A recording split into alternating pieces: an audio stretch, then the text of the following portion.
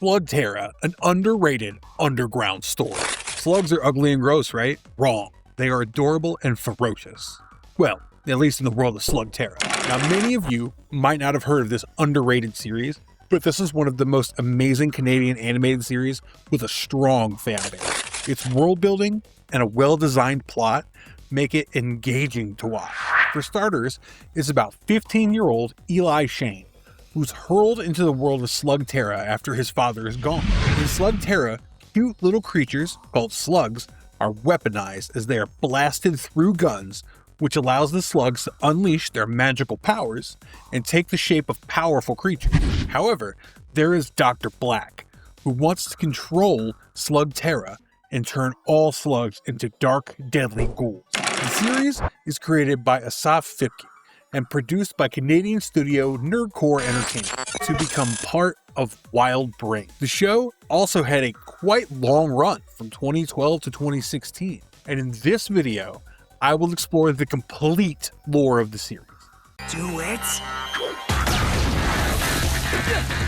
Season 1, The World Beneath Our Feet, Part 1. The story of our hero and the little slugs begins with a major battle between Will Shane and Dr. Black. Will seems to be winning until Black unleashes a slug-turned-ghoul. However, it appears unstable and forms a black hole, sucking Will in while Black escapes. As a last resort, Will sends his slug, Burpee, to find his son. Burpee turns into a fiery, bird-like creature as it flies a great distance to the surface world. Burpee knocks on a 10-year-old Eli's wall and leads him to a hidden letter Will wrote for his son. Will has told his son a lot about Slugterra, and now that he is gone, Eli can continue his journey if he chooses, but on one condition: he must turn 15. At 15, Eli leaves his home for the subterranean with Burpee on his shoulder. They follow Will's instructions from the letter to find the drop that takes them to Slugterra. Eli finds his dad's hideout and the 15th birthday present Will left for his son. It turns out to be a mecha beast, and in other words, a ride. Eli names the LKE wolf mecha Lucky. However, there's an even bigger task: get enough slugs for his blaster. However, no adventure happens alone, and Eli finds a Molinoid tracker called Pronto trying to enter his hideout. Molinoids are diggers that have mapped out the entire Slugterra. Pronto is our usual comic relief character and decides to help Eli when he hears that Eli is a Shane. Before they set off for adventure,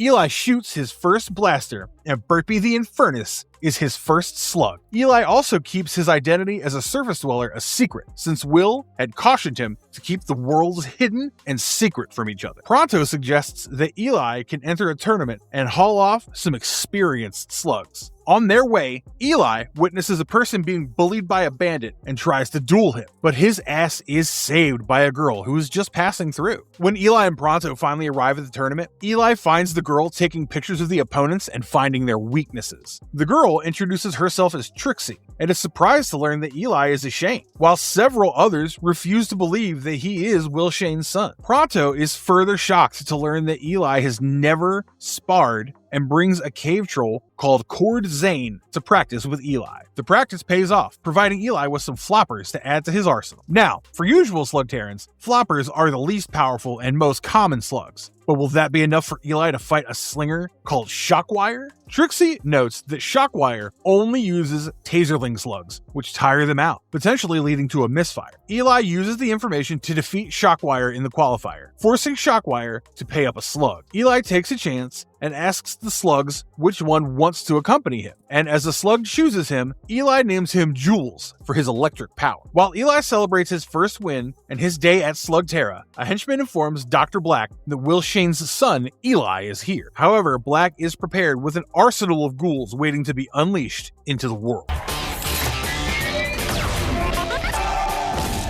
The World Beneath Our Feet, Part 2. The second part begins with Eli and Pronto climbing a rock wall above a fiery lava pit. They finally make it to the cavern where the first round of the tournament will take place. However, Trixie and Cord are already there, having taken the normal route. The first round is announced as a one-on-one duel, and while Pronto indulges in some drinking games, Eli defeats his first opponent after some initial hurdle. He obtains an Armashelt from the opponent and names it Banger. Just like Eli, Trixie also has a rough start, but then shows her awesomeness as she defeats the Slugslinger with an onslaught of 3 slugs. Cord also wins the first round, and the 4 of them set off for the next location. On their way, Eli learns from Cord that he left his engineering capabilities and family business as slug slinging is more fun, while Trixie claims she's using vlogging to inform the Slugterrans about all the good and bad that's happening here. Meanwhile, at Black Industries, Dr. Black is about to turn a slug into a ghoul when Maurice provides him with a wanted update on Eli Shane's rise in the slug slinging tournament.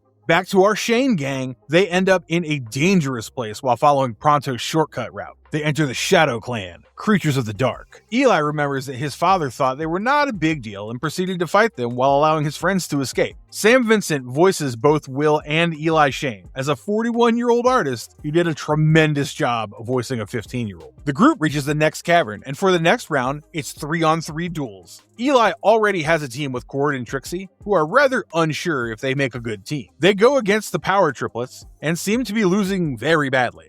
But Eli realizes they need more coordination and must work with the slugs that are bonding well. The Shane gang uses the strategy to defeat the Power Triplet. As Eli proceeds through the competition, news reaches Dr. Black and he decides to visit Eli. Eli enters the finals opposite John Bull, a ruthless beast of a slinger who defeated Cord. Black arrives and seems to be a terrifying person. He offers to speak to Eli alone, but Eli asks his friends to join. And while Black keeps his immortal enemy to Will Shane a secret, he offers a ghoul to Eli, which Eli and his team refuse. Black then forces John Bull to take it. In the final match, John Bull proves to be indomitable as he uses the ghoul opposite Burpee, defeating it. However, John Bull refuses to take any of Eli's slugs as he only wants ghouls, which makes his slugs leave him. Later, Eli finishes reading Will's letter to him and embarks on his journey to save Slugterra from Black, while Pronto, Cord, and Trixie join him.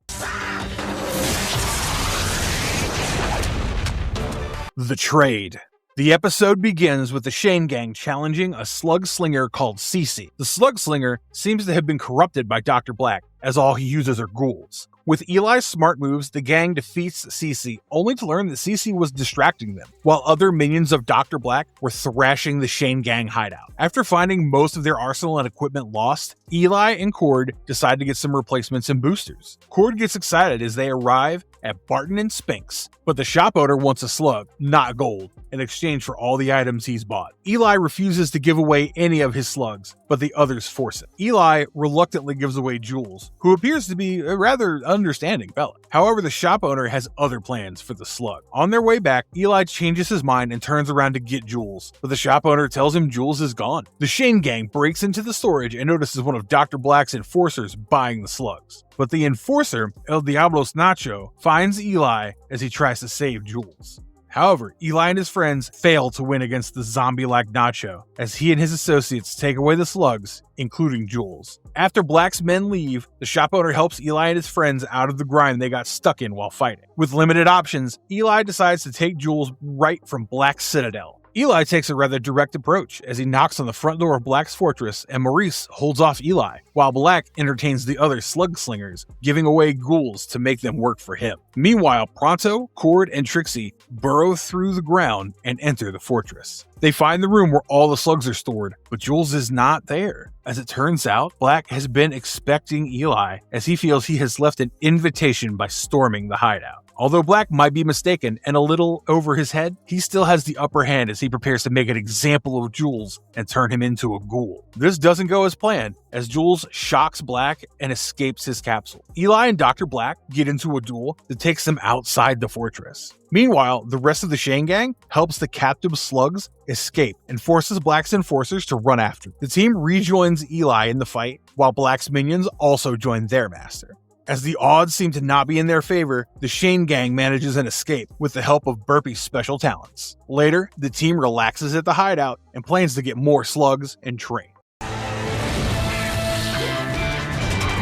Now this is nice! The Slug Out. The Shane gang finds a few Frostcrawler slugs and starts thinking up strategies to catch them. However, as always, Eli prefers asking them instead. Eli almost convinces one of the little guys to join him, but Pronto, being a nuisance, uses the sonic snare, accidentally makes them fall and transform, which leads to the cavern starting to freeze over. Eli and the gang manage to escape with Burpy's help, and Eli is surprised to find the Frostcrawler has hitched a ride on Lucky. However, the last blast has blown up Eli's blaster, and he needs a quick repair or replacement, so Cord suggests taking it to Red Hook. Eli names the Frostcrawler as Chiller, and although this is where Eli gets him, Chiller has made a cameo in the previous episode. The Shane gang enters the Quiet Lawn Cavern to find Red Hook, but are astonished to find everyone terrified and speaking in hushed tones. Part of it is because Granuke slugs inhabit the cavern's roof and could go off at any time, while the residents warn of the Hula Gang that terrorizes the cavern. Eli challenges the Hula Gang leader, Billy, to a trick shot contest. Eli goes a step ahead and promises to give up all his slugs if Billy wins. And if Billy loses, he has to leave Quiet Lawn for good. Since Eli's blaster is busted, Billy hands him one of the gang members' blasters. Surprisingly, Eli defeats Billy, but he turns out to be a sore loser and continues to attack Eli and the Shane gang. When Billy's beaten and humiliated again, he tries squishing the one seemingly useless slug, but Eli recruits him. FYI, this one will change the course of Slugterra. While Billy and the Hula Gang run back to their employer, Dr. Black, the Shane gang finally arrives at Red Hook's place. However, Red Hook is not the kindest of fellows and is a grumpy old man who refuses to fix Eli's blaster. It doesn't help when Pronto tries to convince Red Hook and gets themselves thrown out. Meanwhile, Black transforms Billy's slugs into ghouls, sending the Hula Gang back to Quiet Lawn. Eli realizes it's a now or never situation and stops Pronto from groveling at Red Hook's feet, which makes Red Hook recognize Eli as Will Shane's son. He offers Eli a new blaster and reveals there are only two, and the other was for Will. Eli and his friends finally face off against the Hula Gang, but the Shane gang's normal slugs are not enough to beat the ghouls, and Eli makes a new plan. He uses Pronto's sonic snare to ensnare the Granukes, which takes down the Hula Gang. However, Billy still has a ghoul left, and Eli sends Doc the slug he obtained from Billy. To everyone's surprise, Doc turns out to be an extremely rare healer slug, as it turns the ghouls back into a normal slug. As the Shane gang loads Granuke slugs into their blasters, the Hula Gang is forced to flee. Finally free at last, the people of Quiet Lawn applaud them, while Doc officially joins the team. Make way! Pronto can stop this! Club Slug. While watching television, Pronto learns of the Slug Club, which allows slingers to enjoy a vacation while the slugs are put to training. Meanwhile, Eli practices slinging with Cord and defeats him every time. So when Pronto informs him about the club, Cord readily agrees. At the camp, the Shane gang also meets a dumbhead called Waylon, a rich snob called Croesus, and a rebellious goth girl called Desdemona. Sergeant Slug, the owner and trainer at the camp, greets the guests and shows them the machine that slings the slugs, making them meaner and stronger each time as the process repeats for several cycles. Eli Shane has misgivings and refuses to give up his slugs for training. Instead, Eli takes them to enjoy a ride on the water slide. Sergeant Slug returns and asks the guests to check out the progress of their slugs, and Cord volunteers for a rematch with Eli for a demonstration. The spiced up Ramstone beats Eli's Banger, but Eli notices the Ramstone gets a little dizzy. As Banger gets eager for training, Eli gives in and gives Banger up for a recharge with the machine. The next morning, Eli gets Banger, but he still seems addicted to the machine, clings to it, and even tries to bite Eli. The Banger gets surprised and upset at himself, while later at the buffet, Eli shares his concern over the crazed slugs with his friends and the other guests. Everyone refuses to believe it, and after the buffet, Eli allows Banger to hit some rocks. As Banger gets disoriented, Eli gets worried. A man who appears in the commercial is seen behind Eli and claims that Sergeant Slug's claims are a scam. He shows his own beaten up slugs and confirms that after a few shots, they collapse and need a recharge again, filling up Sergeant Slug's coffers. Eli confronts Sergeant Slug and exposes him, but everyone except the Shane gang sides with Sergeant Slug. It leads to a face-off, and the tired out slugs from the machine mess up, allowing the Shane gang to save the others. The confrontation also destroys the camp, which works out just fine, but the enraged Sergeant Slug aims his machine at Eli. Eli again loads up Banger and it destroys the machine, ending Sergeant Slug's career. The other guests realize it was indeed a scam, but leave unbothered, while Pronto digs up their gold and leaves with the team, annoying them as he rants about another opportunity to amp up the mechs.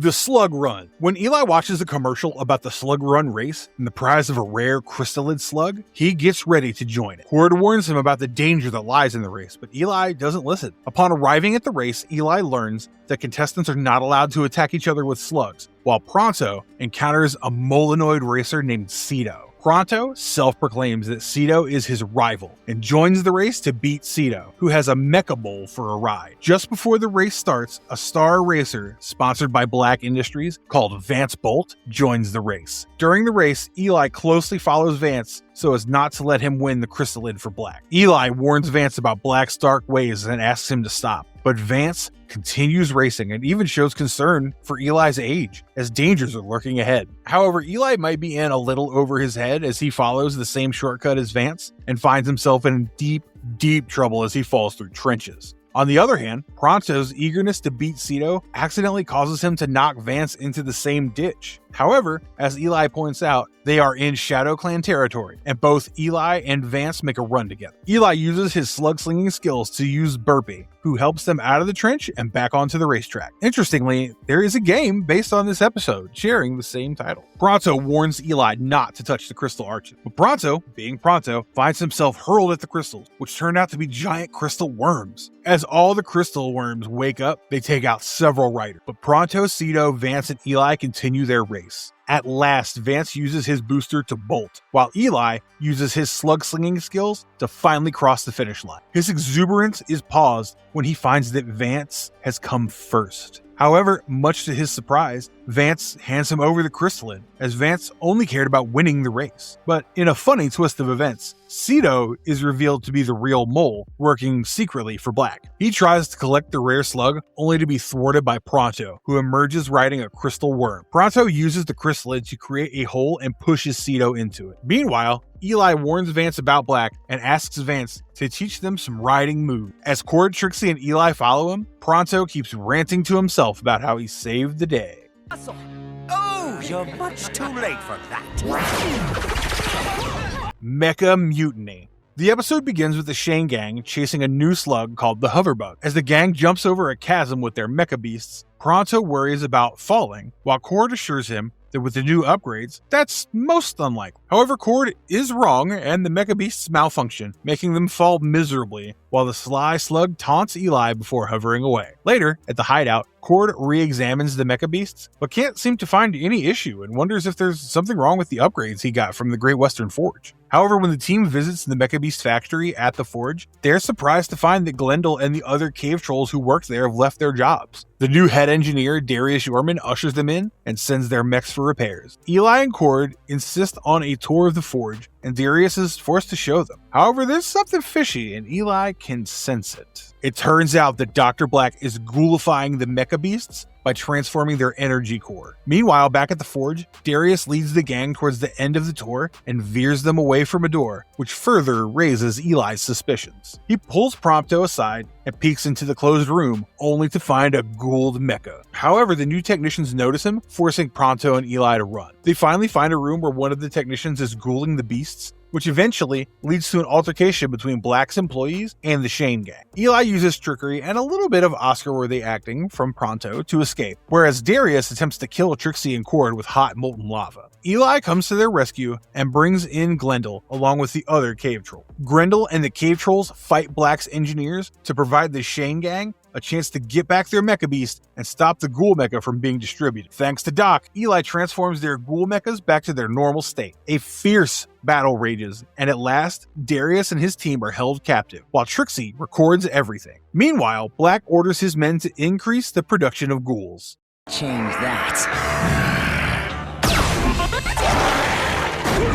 Deadweed. Eli doesn't believe in ghosts, but he might just have to as the Shane gang approaches the ghostly Deadwood Cavern. Eli plays a prank on Pronto, Cord, and Trixie, tricking them into entering the cavern. They plan to obtain the Frightgeist slugs, which turn victims into cowards for a while. Did you know Molinoids have 2 brains? Hardly believable, right? And Pronto worries that both of them will be eaten. It doesn't help when they encounter bats and then a group of ghosts approach it. Eli and his friends try to use their slugs to run away from the ghosts and find a minecart inside the cavern. But when the cart goes to and fro, there is no escape. However, the sound of a train scares the ghosts. Eli and his friends witness Diablo Nacho arrive on the Slugterran Express and ask his men to wear protective suits. The ghosts appear again, but Diablo uses a ghoul Frightgeist to scare them away. As Diablo loads up on large canisters and ventures deep inside the cavern, Eli and his gang decide to investigate. While sneaking into the control room, Eli, Trixie, and the others come across a handful of pictures of the miners who have become ghosts. Moreover, Cord notices that Diablo's men are mining for the Dark Water, and the Shane gang witnesses Diablo using Dark Water to turn a slug into a ghoul. The gang dons the protective suits and manipulates the workers into leaving, but Diablo notices them and attacks them with his ghouls.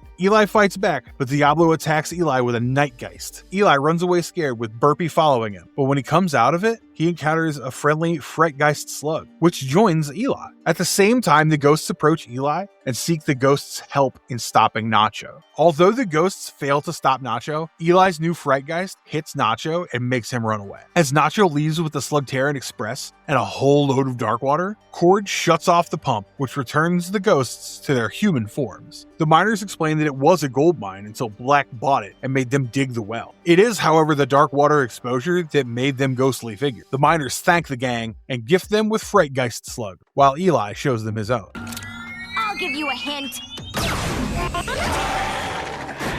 Shadows and Light. When Dr. Black's agents Lock and Load attack a group transporting Fandango slugs, the Shane gang comes to their rescue. After the Shane gang chases them away, the Slingers inform them that they were carrying the Fandango slugs to power up the Bullseye Cavern to prevent it from dying. With the group's mechas being a bust, Eli volunteers to transport the slugs, but Lock and Load are on their tail. The duo attacks the Shane gang on their way and traps them amidst falling rocks, forcing Eli and his friends off the course. Pronto consults his map and finds only one way, which leads them through the territory of the Shadow Clan. Despite their effort to keep a low profile, the Shadow Clan notices the Shane gang and chases after them. Eli and his team manage to evade them, but only find themselves surrounded by the Shadow Clan.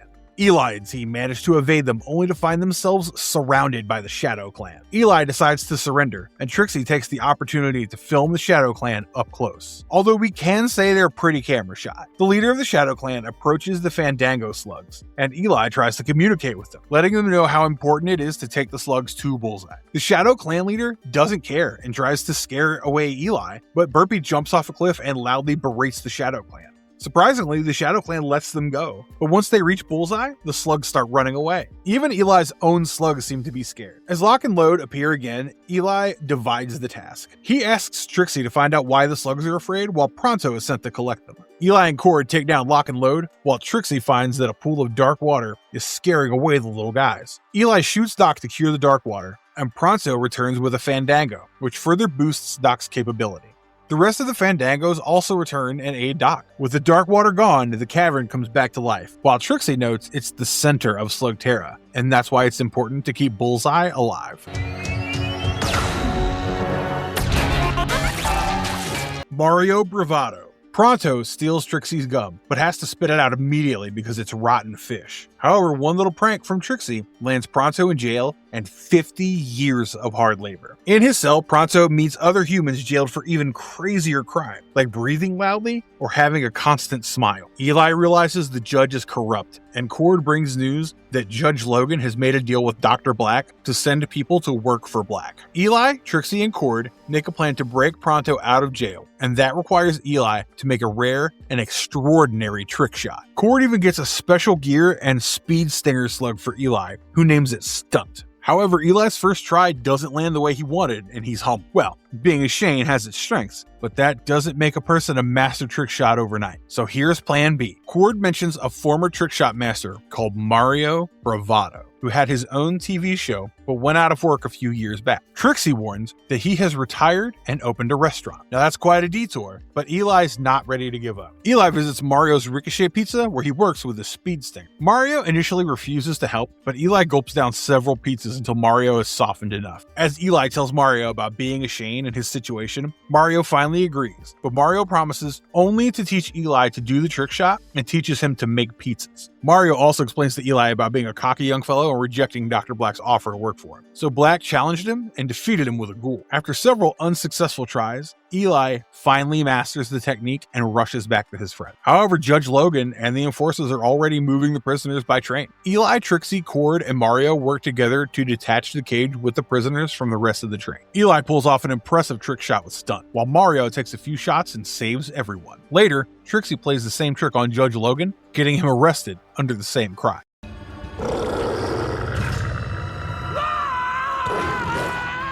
Endangered species. Trixie has roped in the Shane gang for a slug hunt for a rare and endangered slug called Enigmo. However, they're not the only ones participating in the slug hunt, as other ruthless slug hunters have already arrived. A rich and snobbish couple also waits for one of the hunters to catch an Enigmo for them for a chest full of gold. As Eli and his gang enter the fray, they notice the slug hunters destroying the natural habitat and hurting other slugs. As Eli asks them to stop, a full-blown war breaks out between the two groups. During the fight, Eli accidentally stumbles upon a dangerous slug trap and saves the slug from falling into it. As he brings the slug and the trap to the others, complaining about the trap, Trixie notices that Eli is holding the prized slug, Enigma. However, there's another hunter in the mix who had laid the deadly traps and now comes out of the woods to claim his prize. The other slug hunters run away as the fearsome hunter Gerard Stalker arrives with his slug hounds and attacks Eli Shane. In an impulsive moment, Eli slings the Enigmo slug, but gets hit by it in a backlash. This gives him a sort of double vision, but prevents Eli from making any accurate shots.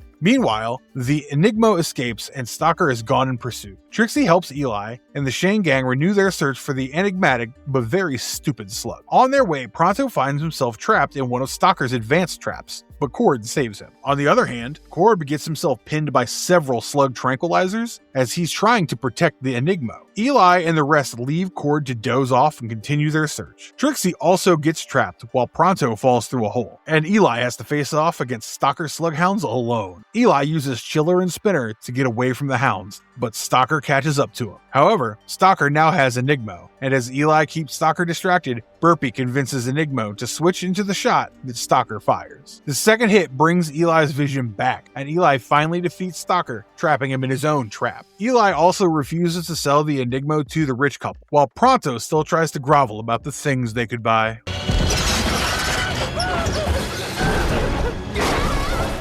Undertow. The episode begins with the Shane gang getting chased by Dr. Black's men after they had destroyed one of Black's refineries. As they almost get cornered, Pronto finds a hidden way through the flumes, an underriver running through Slugterra. Cord shows the gang how to drive the mecha beasts through water, but Black's men follow them. While escaping their clutches, the Shane gang ends up in a side tunnel that Black's men don't pursue. As the Black man laughs and leaves, Eli realizes they're about to fall from a waterfall. The team ultimately lands in the Undertow Cavern, a sea cavern ruled by a pirate named Malvolio Drake. Drake gives them a chance to run if they give up some slugs, but Eli refuses. The pirate ship catches up to the mecha beasts, and the aquatic slugs prove stronger than the land slugs the Shane gang has been using on. As Pronto entertains Drake with his antics, he's made cabin mold, and Drake shows the gang his jar full of clipped toenails and a reserve of slugs. There's quite a bit of sassy pirate humor added to this episode, as well as a running gag where every time a Shane gang member remarks about the trouble being over, they get into more trouble.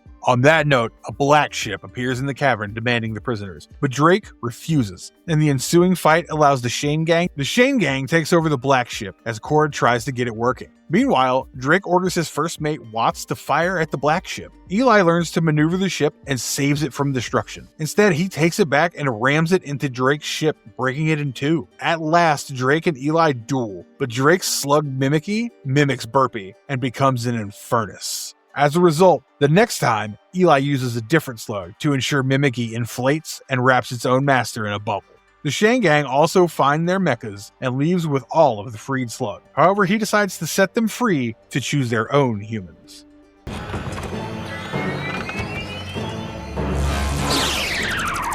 Dawn of the Slug. It's the last episode of Season 1, and the Shane gang is tired after a whole season of slug slinging. They deserve a break and head over to the mall cavern in Slugterra. However, the mall is exceptionally empty with only zombies roaming around. Eli Shane uses his exhaustive knowledge of zombies from the zombie movies he watched with Daddy. Some of them work, while others do not. He leads the gang safely inside a shop where they meet Mall Cop, or Mall Slinger, Millard Milford. The proud and arrogant Milford barely takes their advice into account, but he also stupidly sacrifices himself to provide an escape route to the Shane gang. Sooner or later, Pronto also gets captured by zombies and is taken to their leader, Mr. Saturday. Saturday wants the humans to be his slaves and uses a Gould hypnogriff for the purpose. While Cord finally notices that Pronto is missing, when Pronto returns to them, he's already turned into a zombie and must be kept on a leash. The team decides to go as zombies so as not to get noticed as they try to leave the mall, but Cord's poor acting skills get them discovered, and the Shane gang is forced to fight.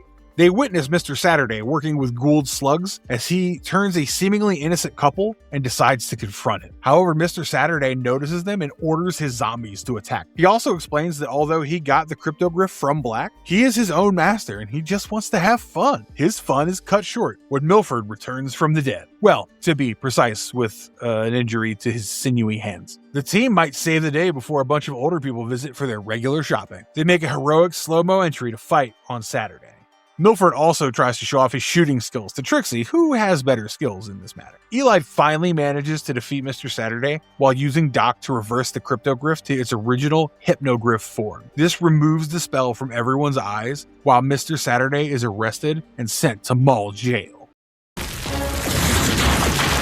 What? Season 2, The New Kid, Part 1. The episode begins with the Shane gang chasing Dr. Black's troops, carrying important intel about ghoul pits. The gang is pursued further by an enforcer, but a young gunslinger named Twist appears out of nowhere and helps them escape. Twist's thuglet slug, called Loki, helps get rid of the enforcer with his illusions, and Twist takes the gang to his panoramic hideout. Despite Trixie and Cord's inhibitions, Eli starts trusting Twist and explains to him what he was after. Twist promises to help them and promises he has information about a ghoul depot. The Shane gang takes Twist to their hideout and offers him food. It's a little hard to believe, but Twist shows the same kind of bonding with his slugs that Eli does. Soon it's action time, and Loki creates an illusion that turns into a ghoul, which was taken inside by Black's workers. Loki sets up cameras inside to let the team see what's happening. But as he winks at the camera while he's taken inside, Cord feels something's not right. It remains a suspense, and the Shane gang continues their mission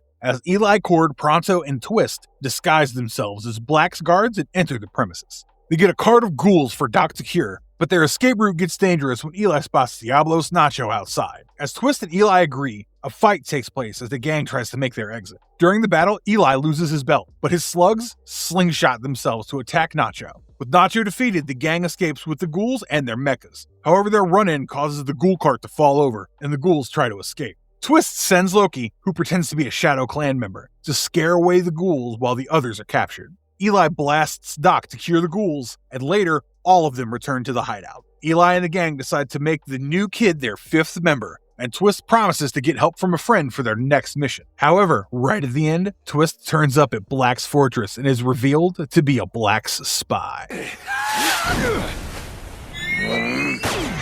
The New Kid, Part 2. With a new addition to their gang, Eli, Shane, and friends are back on their next mission to steal Darkwater. Aboard the Slugterra Express, Eli masquerades as a waiter. According to Twist's intel, it carries Darkwater. The plan more or less goes well, with Twist proving the perfect partner for Eli, while Black keeps a tab on Twist. A flashback of Shane gang's planning for the heist shows Cord being unmindful as he wonders how Diablo knew where they were. The gang detaches the passenger carrier from the rest of the train, while Trixie dresses up as an old driver, delaying the engine that's supposed to pull the cart with the Darkwater. On the other hand, Pronto diverts the train, and Twist sabotages the emergency brakes. However, a bit of slug slinging helps prevent the train from crashing. However, the train does not carry Darkwater, and instead Diablo Nacho and his troops disembark, attacking the Shane gang. Eli and Twist take higher ground, while Cord, Trixie, and Pronto cover for them. Eli and Twist find themselves in one of Will's hideouts. Meanwhile, Cord finally realizes that Twist is a traitor, and Loki is actually a smuglet, a Gould thuglet.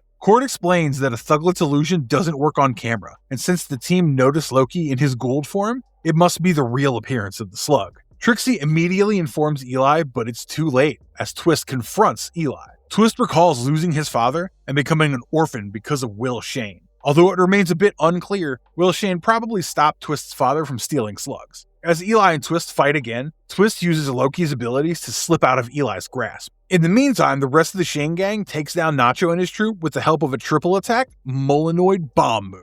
They find Eli, and when all of Eli and Twist's slugs attack him, Twist flees. At the hideout, the Shane gang enjoys a hearty meal, whereas a greatly disappointed Black sends Diablo back to the deep caverns and appoints Twist. Snowdance. It's movie time, and the gang is visiting Snowdance Cavern, featuring the famous action movie star Max Jackson. However, the Hula Gang also enters the theater, and Billy immediately starts a fight to get revenge on Eli. This brings down the cavern's walls and roof. As other viewers run away, Billy, blindly and stupidly, keeps shooting while Eli pretends to give up, only to make Billy stop. However, as foolishly jubilant Billy keeps shooting, it wakes up the ice ogres that went into hibernation. Billy finally comes to his senses, but is still keen to get the video footage from Trixie, who likes to record everything. Trixie manipulates Billy into helping fight the ice ogre, but there is a catch. It grows larger each time it's attacked. At the beginning of the episode, a trailer of a film called Attack of the 50-Foot Slug is shown on the Snowdance Cavern. This is a spoof of the movie Attack of the 50-Foot Woman. Now, back to our gigantic ice ogres. Cord informs Eli that only the Slyran slugs can slow down and control the ice ogres. The theater manager further tells Eli that these rare slugs can only be seen in the caverns that house the ogres. As Billy tries to take Eli and prove that he's better at saving others from the ice ogres, keeps attacking the ice ogre.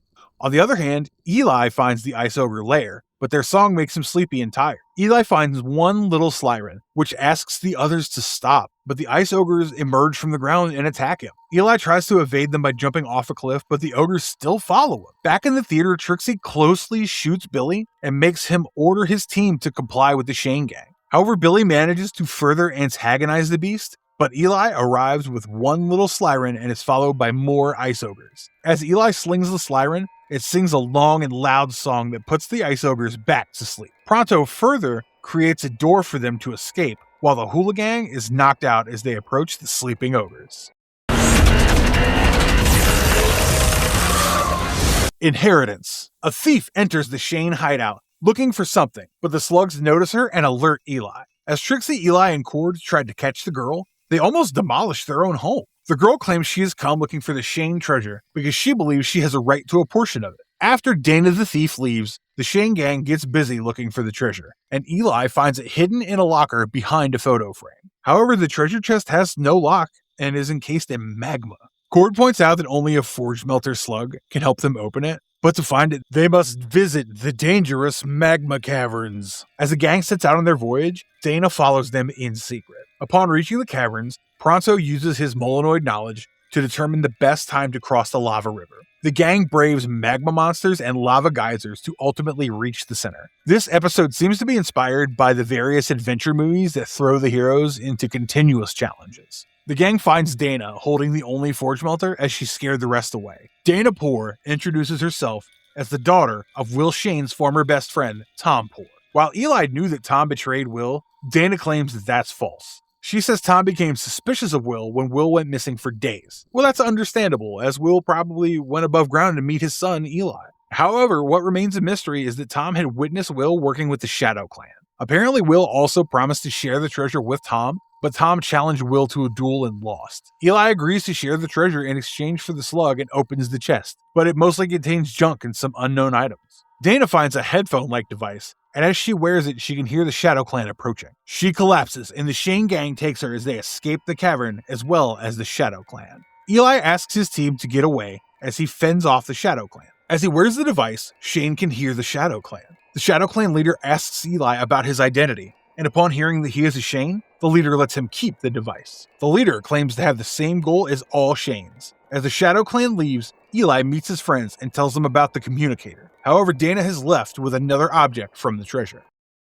No! Cease fire! Cease fire! You might hit... A distant shore. A con man named Gar Ravel proclaims that he's found the way to the burning world, which Eli realizes is the surface world. As Gar Ravel invites adventurers to the expedition of the burning world for gold and other riches, Eli decides he must find out how Gar Ravel has obtained all the inventions and stop him from revealing it. When Eli returns to the hideout with a pamphlet from Gar Ravel, Trixie and Cord find out. They assume Eli has fallen for the scam, while Pronto gets excited about the gold that he might obtain from the expedition. The Shane gang accompanies Eli to the Monarch Inn, where a bunch of hostile adventurers have gathered. Trixie's skeptical comment doesn't sit well with him, especially when she antagonizes Andre Geyser, a burly adventurer. This leads to a bar fight, and Eli uses Burpee to stop everyone. Gar-Ravel immediately ropes in Eli to be the face of the adventure. When Gar-Ravel invites Eli into his office, Eli tries to extort information from him. It turns out Gar-Ravel has got his hands on a Shane handbook written by Eli's uncle Jimmo.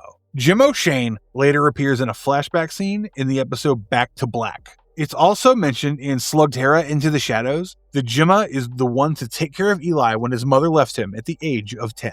Gar-Ravel realizes that Shane is the cipher for the coded handbook, which will take him to the surface, but Eli grabs it and escapes the inn with the help of his slug's special talents. Gar rallies the rest of the adventurers and chases after him. Eli arrives at the hideout and packs up his things to leave, but his friends insist on fighting alongside him. Eli is forced to reveal that the topside is real, although his friends have a hard time believing it. Gar-Ravel and his troop arrive outside the HQ, and Eli asks his slugs to get ready with the automatic launchers. However, pretty soon they're exhausted, and Eli goes outside to surrender. But this was the plan, as Trixie, Cord, and Pronto made a surprise attack on the group. A fight ensues, but when Cord is taken hostage, Eli pretends to throw the book away while launching Burpee. Burpee burns the book, and the adventurers leave Gar-Ravel. On the other hand, Eli takes the gang to see the drop hole and finally convinces them that the burning world is real and prompts the team to ask a few important questions about the surface world.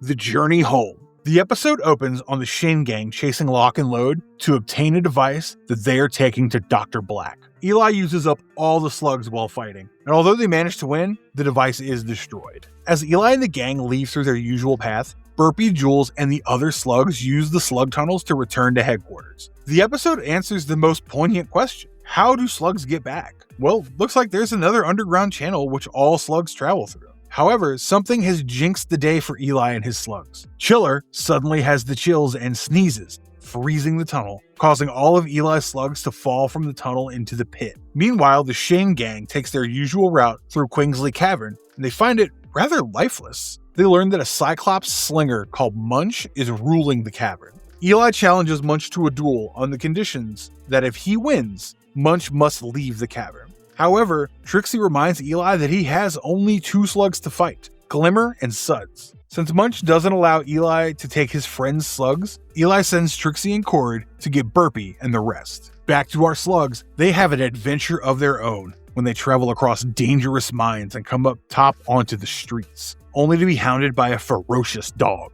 Eli's slugs work together and help each other as they escape the dog and jump onto the Slugterran Express, where they find Lock and Load. The slugs escape the duo in the train and enter the Caverna Mall Cavern. The slugs hide inside a woman's purse, but Lock and Load notice them. Mall cop Millard Milford arrests Lock and Load, only to be thwarted by them. Back at Quingsley, Eli barely keeps up and gets muddied all over. Trixie and Cord return with no news of Eli's beloved slugs. Speaking of slugs, the Robo-Slug makes a debut in this episode, before officially being introduced in the next episode. Burpee and the other slugs escape Lock and Load and use the dog as a ride. Lock and Load also follow in their mecha, but the slugs defeat them and ride the mecha right to the heart of Quingsley Cavern. However, Munch notices that if Eli can survive with 2 flopper slugs, he will definitely win with the rest of his slugs. Munch leaves hurriedly, accepting defeat before the battle is over.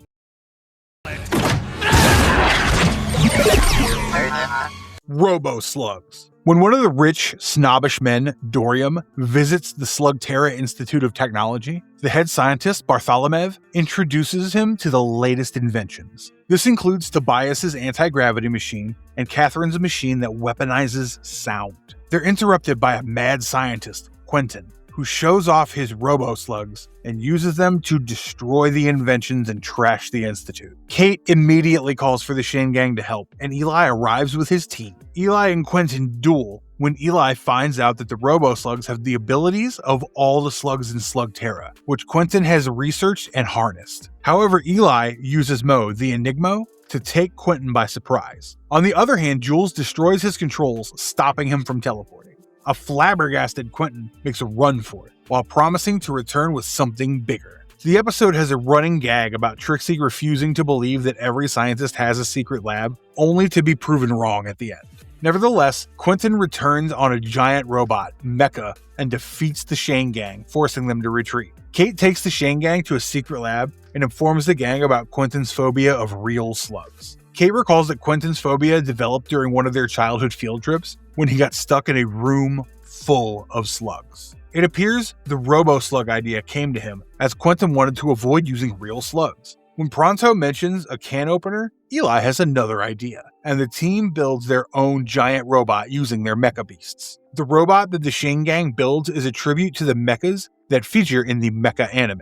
The Shane gang returns to combat Quentin in their own robot and only cracks Quentin's robot window. The Shane gang's robot takes considerable damage when Quentin is forced out. As Eli and Quentin are about to duel again, Tobias and Kate drop a basket of slugs on him. The slugs also save him from being crushed by his own robot falling over. As Noodle the Flopper slug tickles Quentin, he gets rid of the phobia and tickles him instead. Quentin is still in jail, where Dr. Black arrives to bail him out. As Black asks Quentin to join, he smiles in acceptance.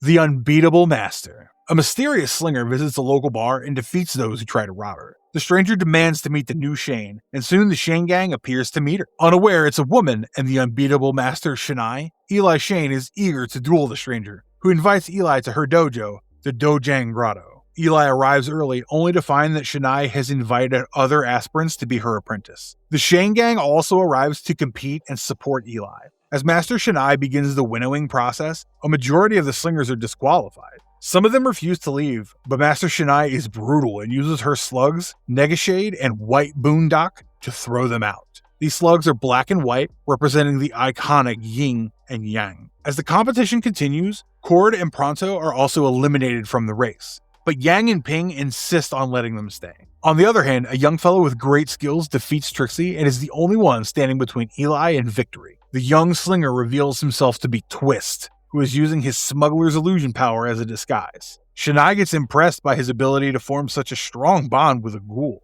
However, Eli can't let Twist win and get more powerful. Eli finds a moment to talk with Shania, only to find that she's sick. Shania shares that once Black and Will were young rivals, but seeing Black's discord with the slugs, Shania chose Will. She laments the decision, as it's probably the reason Black went on a darker path. Assuming that Shania has already chosen to train Twist, Eli worries about the finals. Eli and Twist begin their duel, but before any decision is taken, Black breaks into the grotto with his men.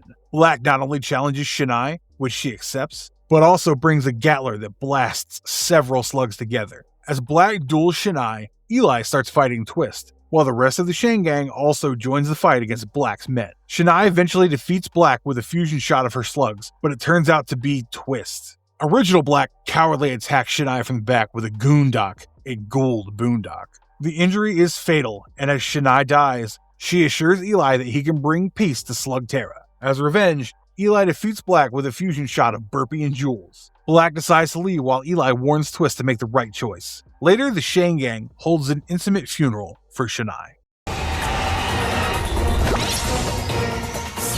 Deep Water, Dark Water. Once again, this episode starts with the Shane gang chasing Black's forces and end up in the Undertow Cavern. While Black's mechas transform and dive into the river below, the Shane gang encounters Malvolio Drake, who had lost his ship and crew after his last encounter with the Shane gang. However, there's more to it, as Brutale has brought his crew to build a deep water rig, which will drill into the cavern sea of dark water. Drake wants revenge on Brutale, while Eli wants to stop Black. So a deal is struck, and Drake guides the Shane gang to dive into the sea and destroy the rig. As they swim underwater, the group encounters several obstacles, including sharks that feed on slugs. Eli's aquabeak slug, called Beaker, comes as a great help, and Burpee's powers are pretty useless underwater. Drake also shows them how to use torpedo shells to blast other slugs underwater. On the other hand, Cord doesn't really fare well underwater, but does well until Trixie reminds him of how well he's doing, causing him to panic. The Shade gang bands together to fight the several approaching, but the sharks are frightened and hurry away as the team approaches the rig.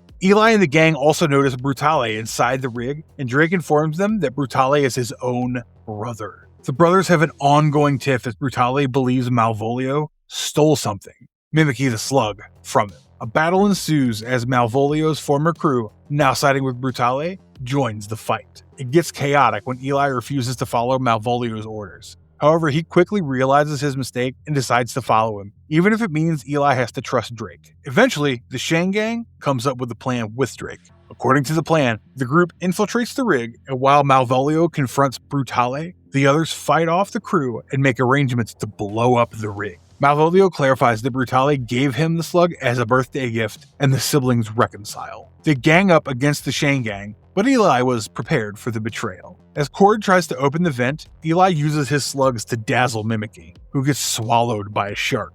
The Drake brothers run after the shark, while the Shane gang blows up the rig with Beaker's help. In the air, their sweep finishes, and they come back above water, but Beaker is left behind. Eli laments on the loss, but Beaker returns, while as for the Drakes, they're still heckling sharks to find Mimikyu.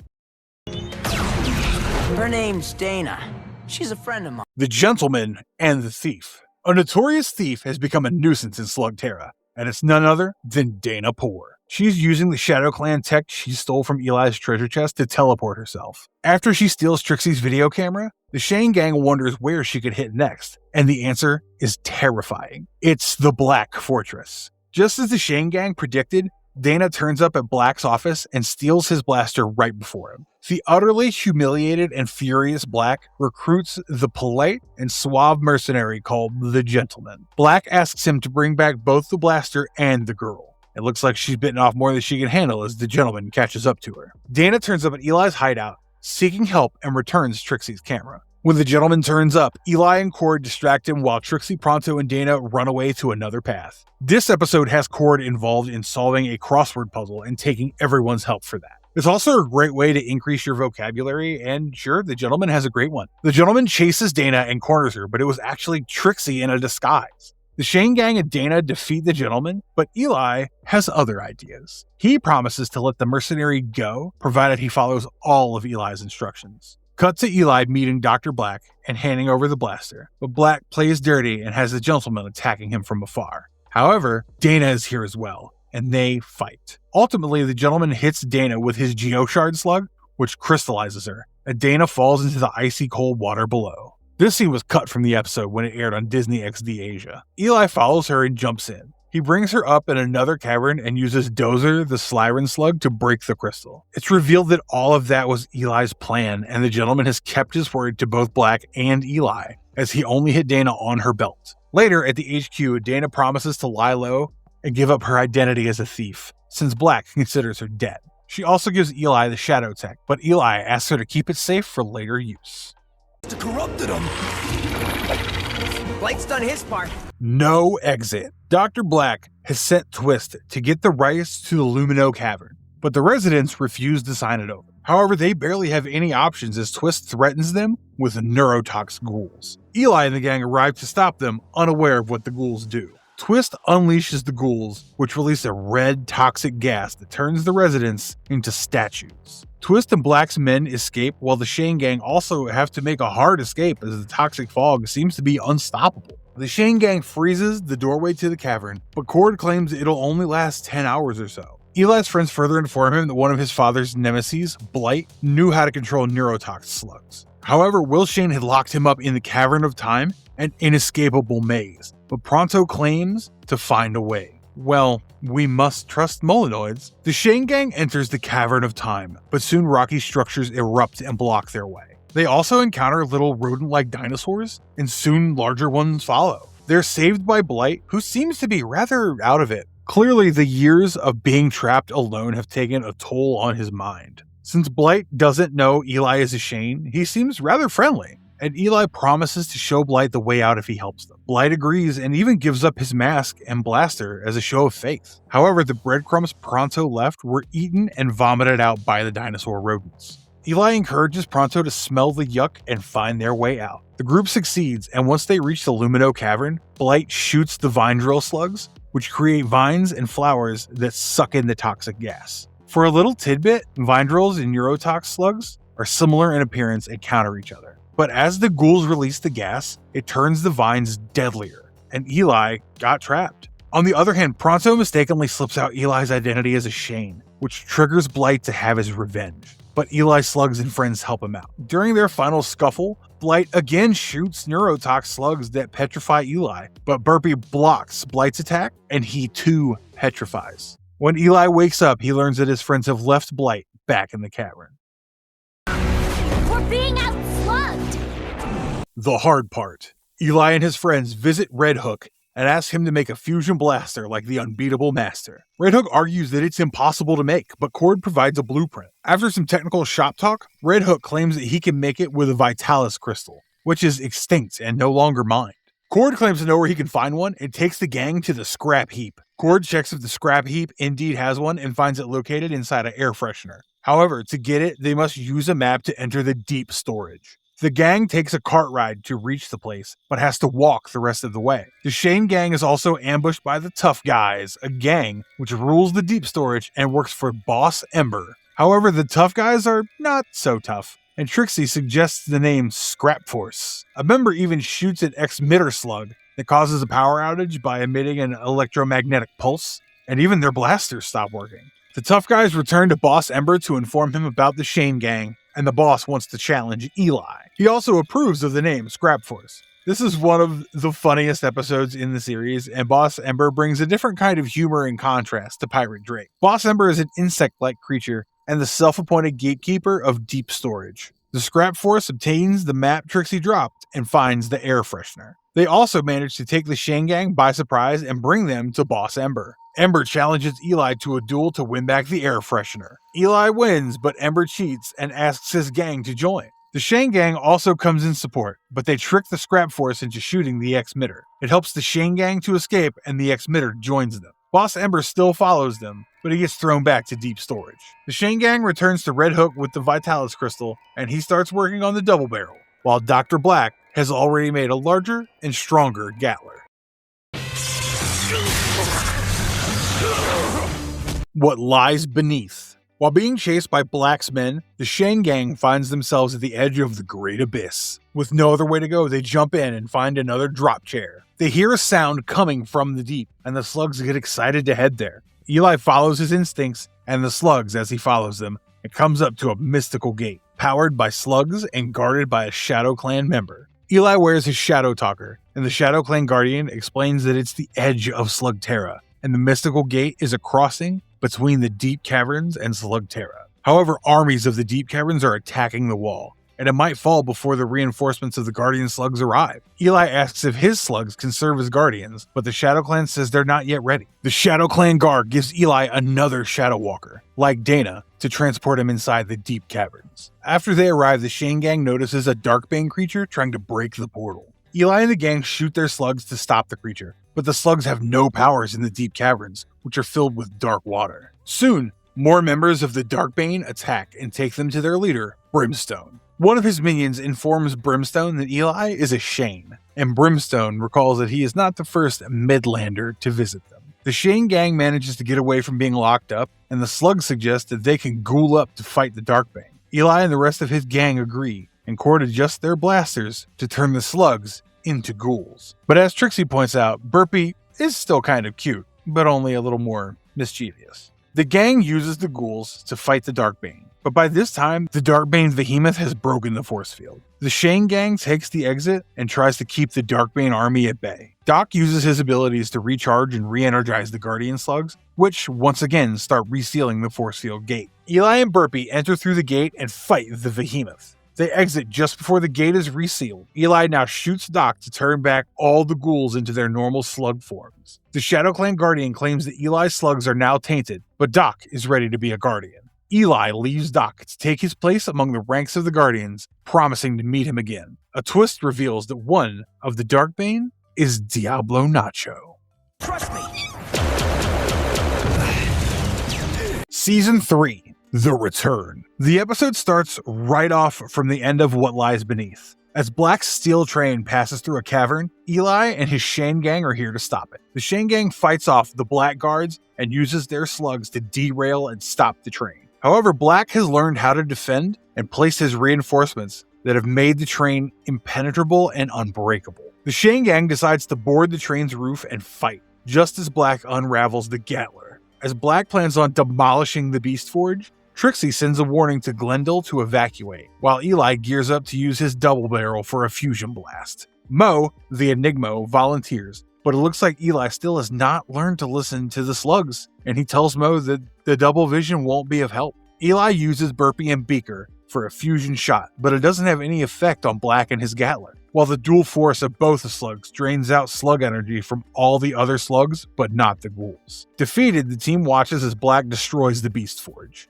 Amidst everything, the Shadow Clan kidnaps Eli, and Black assumes Eli will now suffer a worse fate. However, the Shadow Clan tells Eli that he must examine the slug ores to use the perfect combination, or else it'll cause more harm than good. In the Mandarin version that aired on Disney XD Asia, the auras are called Chi, which means life essence. Meanwhile, the Shane gang follows Eli's orders and pursues Black and breaks a bridge to stop the train, but it just flies up and lands on the other side of the tracks. Eli realizes that he must get hit by Enigmo to see the auras, which helps him decide the slug combinations. After trying out, Eli leaves and confronts Black at the Lumino Cavern. The rest of the Shane gang also arrives to assist. Once again, Eli uses a fusion shot of his slug's torch and buzzsaw, which defeats the ghouls shot from the Gatler and even slices off the train, forcing Black to retreat. Back at Black Fortress, Nacho meets Black and threatens him to keep his word to Brimstone.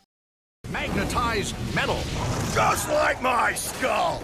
Slug Ball. After the destruction of the Beast Forge, Glendale and his cave troll friends have taken up a game called Slug Ball. Their team, Shock and Rollers, is already in the semifinals and playing against the Miners. The game is a very dangerous one, but somehow is a combination of soccer, rugby, ice hockey, slug slinging, and Quidditch. The other team already in the finals is the Blade City Brutes, sponsored by Black Industries. The game is further filled with random obstacles, but when they prove too random and injure Grendel, Eli suspects someone is cheating. He suspects the Brutes, but there's always a need for evidence. On the other hand, Cord is revealed to be a slugball enthusiast with a fair knowledge and skill in the game. He replaces Glendale on the playing field, but initially he turns out to be a noob. However, Cord quickly gets over his inhibitions and starts scoring. Meanwhile, Eli decides to find evidence of sabotage and sneaks around the Brutes' locker room. Thrasher, the captain of the Brutes, catches Eli and gets offended when he is called a cheat. As Thrasher and Eli argue, Trixie finds a tool in Thrasher's locker that can be used for sabotaging. But the show manager, a Molinoid named Primo Presto, declares it a misunderstanding. The game continues and Cord wins, but the rest of the players are severely injured by obstacles.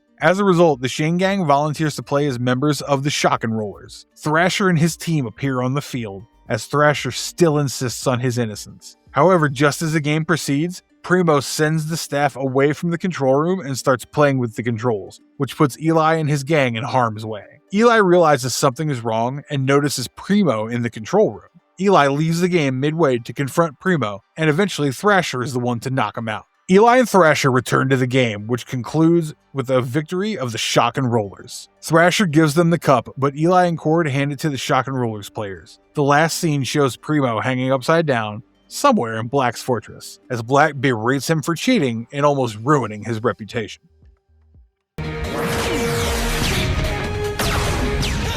The King of Sling. When the Shane gang hears of Lock and Load causing distress at the Gateway Cavern, they arrive to take care of the problem. However, the cavern already has a hero, and it's a gunslinger called King of Sling. The town has even built a manor for the king, but in reality, the King of Sling is a doofus. Eli and his friends try to warn the King of Sling about Lock and Load, as they realize the duo will completely demolish him. They offer to help the King of Sling from behind. The Shane gang not only pretends to fail in defeating Lock and Load, but also sells King of Sling as a formidable slug slinger. It doesn't work, as King of Sling gets overambitious and shoots his own slugs, which barely even scratch the duo. Lock and Load use their ghoul slugs to attack and chase King up to his manor. They take over his manor and relay the information to Dr. Black. Meanwhile, the residents ask King of Sling if it's a strategy to intentionally lose, and King of Sling agrees. King and Eli make a new plan to reinstate his reputation and also get back his castle. Once again, King of Sling swings into the castle,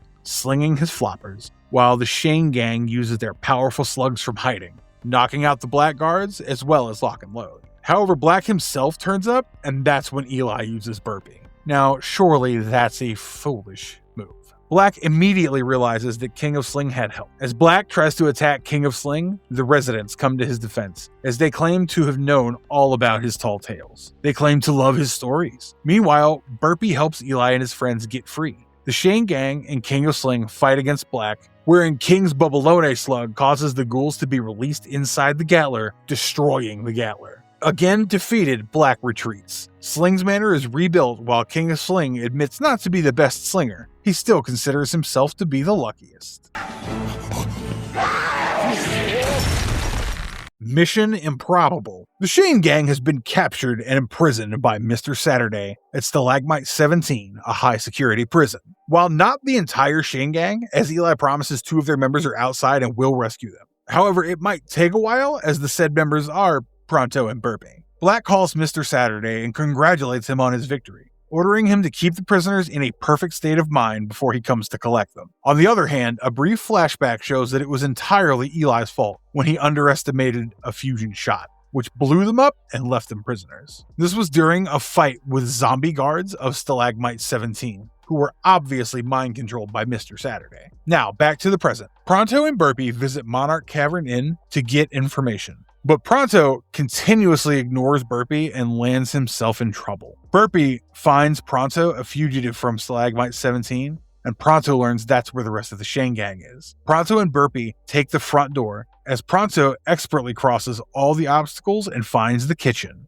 On a fun note, the episode title is a reference to the film Mission Impossible. Meanwhile, Eli has made a new plan and pretends to be an expert in smoothie making. As Mr. Saturday asks the kitchen staff to bring him a smoothie, Pronto and Burpee notice the Shane Gang. Mr. Saturday opens the cell to get Eli out, but Eli, Trixie, and Cord take the chance to escape and lock Mr. Saturday in their place. On the other hand, Pronto's facade as a zombie falls through and he gets chased. He mistakenly also releases Mr. Saturday as he continuously ignores Burpee, but soon realizes his mistake and reconciles with Burpee. While Pronto takes on Mr. Saturday, the rest of the Shane Gang fight the zombie guards. However, a tornado moves by Pronto, defeating Mr. Saturday and lifting the effect of the cryptoglyph. This allows the rest of the Shane Gang to escape, but it's too late as Black arrives with his men. Pronto appears and uses Burpee to stall him, whereas Burpee and Bubbalone volunteer for a fusion shot, which helps the Shane Gang get away from Black's clutches.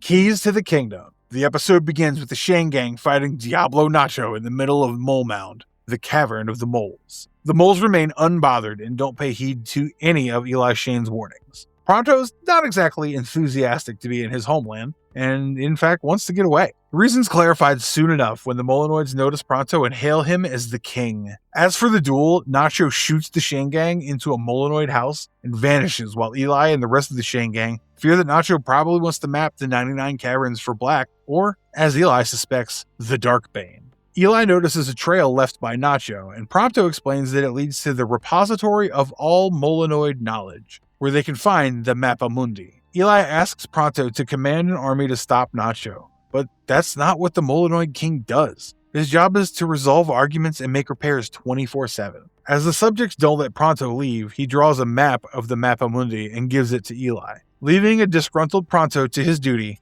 Eli, Trixie, and Cord follow the trail and go after Nacho. However, the royal duties soon take a toll on Pronto, and he plans on quitting when Cito arrives and challenges him for the throne. Meanwhile, the rest of the Shane Gang comes across the building that reads "Ignorance is Bliss." They enter it and find a maze, but soon Nacho arrives and they race against each other, fighting with slugs. Eli, Cord, and Trixie also use Bubbalones to climb high, and Nacho does the same with Bubble Ash. However, when Nacho goes the wrong way and the Shane Gang come across the repository door, which they open with their Forge Smelter slugs. Back at Mole Mound, Pronto tries his best to make Cito remember his slug run loss and begins the challenge, which goes both ways. Back at Mappa Mundi, Nacho ambushes the Shane Gang. Eli uses a Tormato slug, and the storm helps him find the map. However, Nacho captures Jules, and Eli gives up the map. As Nacho brings down the repository and escapes, while the Shane Gang barely makes it out, Eli has the real map. Pronto also defeats Cito, but he tricks Pronto into quitting. However, with Eli and his gang's return, Cito is distracted, and Pronto wins back the crown.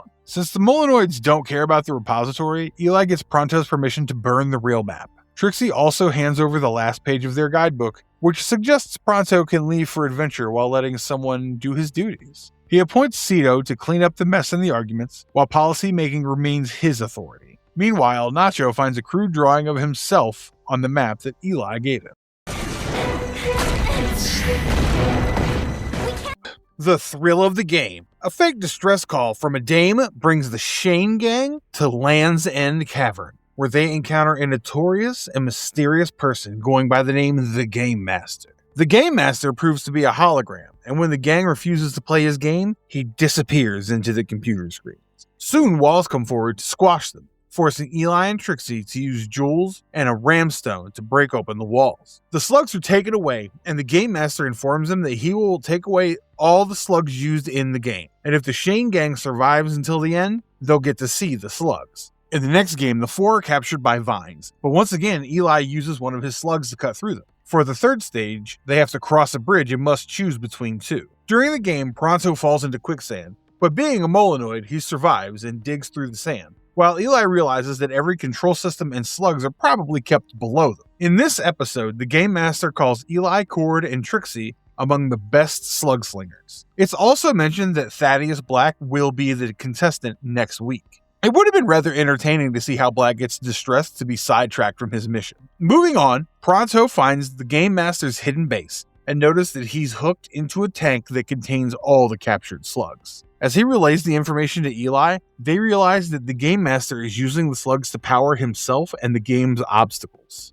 The Game Master ushers the gang to the final stage, where Eli finds himself in a house that may fall at any moment. He's asked to enter to save the captured slugs or the couple, Howard and Sylvia, who appeared in the mall in an earlier episode with Mr. Saturday. Trixie is taken to a room where she has to shoot targets, while Cord is asked to create something in 2 hours to save his friends and slugs. Cord realizes all their games are interlinked, and he creates a jetpack that helps him escape and rescue Trixie. Eli realizes that the couple is actually robots and calls out the Game Master. The trio reunites, and with Prompto's help, finally finds the Game Master. It proves a devious challenge, but the Shane gang proves victorious when a fusion shot enables Eli to break the tank full of slugs and defeat the Game Master. However, the Game Master sets the stage for a meltdown and escapes. The Shane gang collects the slugs and escapes, while Eli risks a lot to save a hoverbug, which helps Eli escape and join his gang.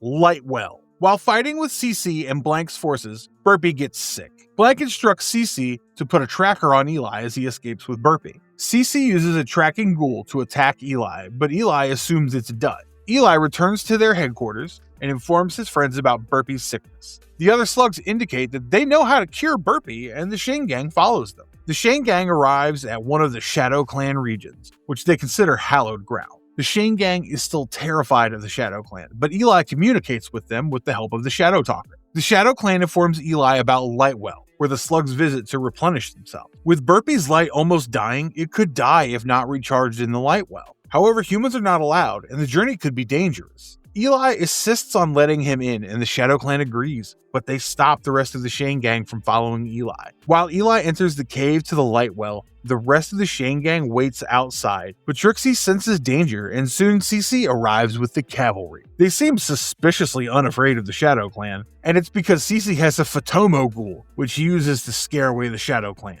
Meanwhile, Eli braves a dangerous journey, where he has to fend off terrifying creatures, travel through the digestive system of a giant worm, a bee scorpion hive, and finally reach the Lightwell. He manages to make this journey with the help of his slugs. However, Black enters the Lightwell, as the distraction caused by CC has enabled him to sneak in, while Eli has gotten rid of the creatures. Outside, the Shane gang continues to fight CC with bravery, and also gets rid of the ghoul that scared away the Shadow Clan. Their bravery and Trixie's show of trust encourage the Shadow Clan to fight beside the Shane gang. Black also fails to destroy the Lightwell, while his ghouls turn into slugs, attacking him instead. With CC and the Black Army defeated, the Shadow Clan captures Dr. Black and leaves, while Eli returns with all the slugs, including Burpee. However, Burpee was sick because of the ghouls, and so Eli must find a way to save Slugterra.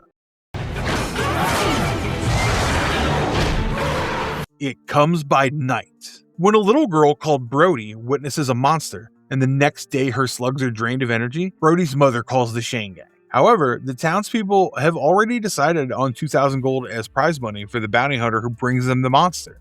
Stalker, the once feared bounty hunter, arrives and demands 5,000 gold. Eli offers to work with Stalker, and more bounty hunters join in on the hunt. However, the bounty hunter's power trips get attacked by the High Plains monster one by one, and Cord's motion detector comes as a great help. Stalker finally provides some help, although he had refused to work alone. All the bounty hunters in the Shane gang band together as they get ambushed by the High Plain monster. Trixie trips while running from the monster and then gets attacked and drained by it. Stalker asks the Shane gang to follow as they take the injured to a hideout. The Shane gang and the bounty hunter Frost discuss how they can catch the creature, and Eli suggests using a phosphorus slug, while Cord shares that humans have the same energy as slugs, so they're being attacked. But does that mean Cord and Pronto are safe, since they're not exactly humans? Nevertheless, the group plans to take turns keeping guard at night. When it's Eli's turn, the Shadow Clan surrounds Eli and informs him that the Darkbane sends the monster to destroy Slugterra and conquer it. But passing through the barrier has affected the creature,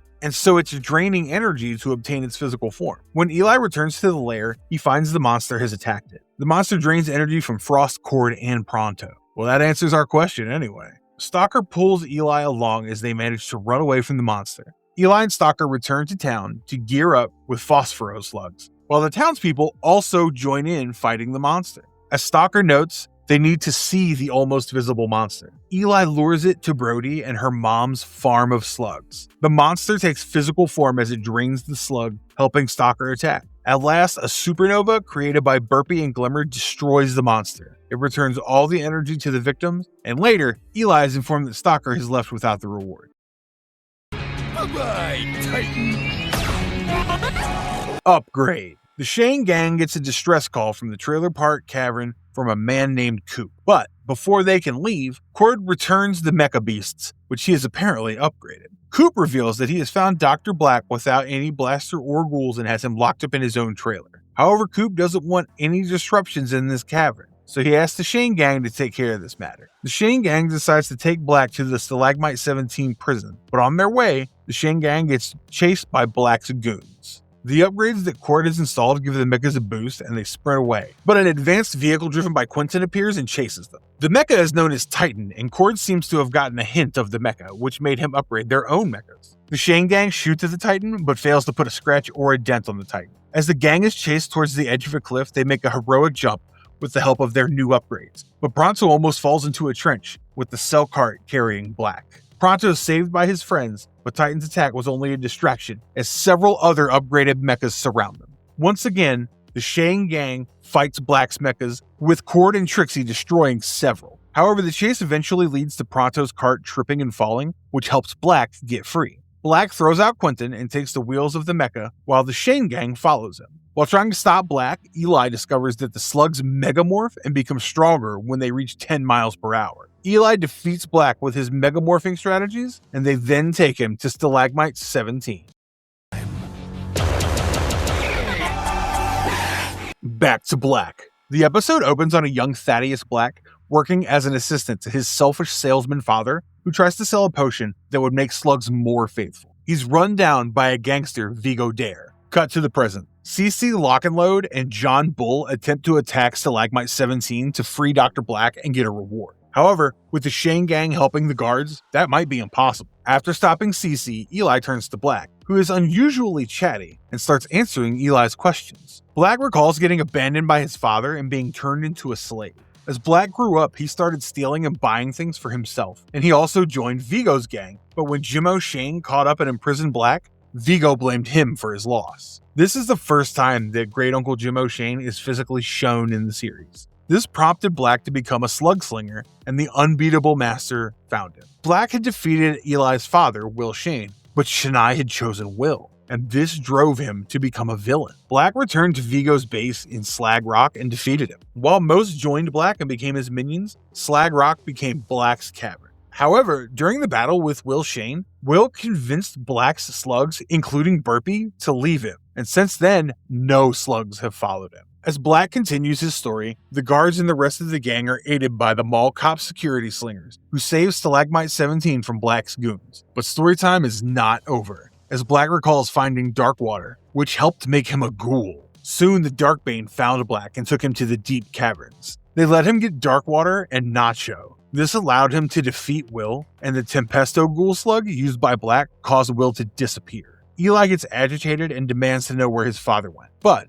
Black refuses to say any more. He even hints at wanting to learn more about the surface. Eli informs Black that his minions have lost, but Black waits for someone special. Sure enough, Nacho emerges from the water with a Titan and uses a Gatler to shoot ghouls above the prison. This allows a Terra portal to open in Black's cell, and in a more cinematic moment, a group of Darkbanes emerge and disappear with Black in tow. The Shane gang realizes it's finally war.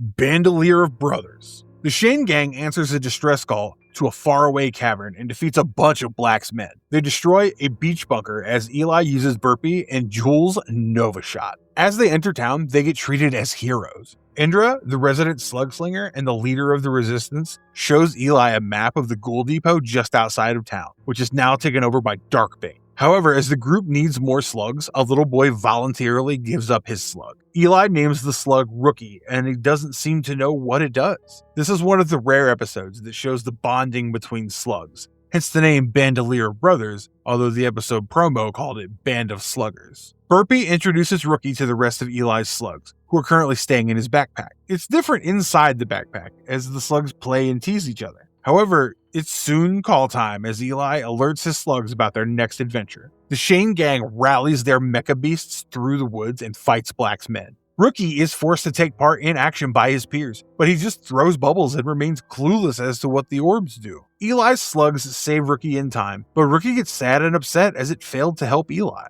Meanwhile, on more serious matters, Eli and his gang capture the barrier and enter the area around the fortress. They proceed to the fortress stealthily so as not to draw the attention of the Darkbane. However, when one of the Rookie's blobs explodes on Pronto, it alerts the Black guards, dogs, and the Darkbanes. With the double blaster still charging, Eli resorts to using Burpee, but the Darkbane uses the Gatler, and Burpee's defeated. The Darkbane orders Burpee to be taken inside for ghouling, which makes Eli alert the others to not use their stronger slugs. However, thrown into the mouth of adversity, Rookie soon realizes that his blobs are grenades and he can activate them. He volunteers to help Eli and destroys the fortress wall, allowing the Shane gang to enter. Rookie further enters the ghouling chamber and helps Burpee, as well as some other slugs. The Darkbanes also escape, but the Shane gang recaptures the cavern. The celebration is short-lived when they learn that Black is attacking all of Slugterra at once.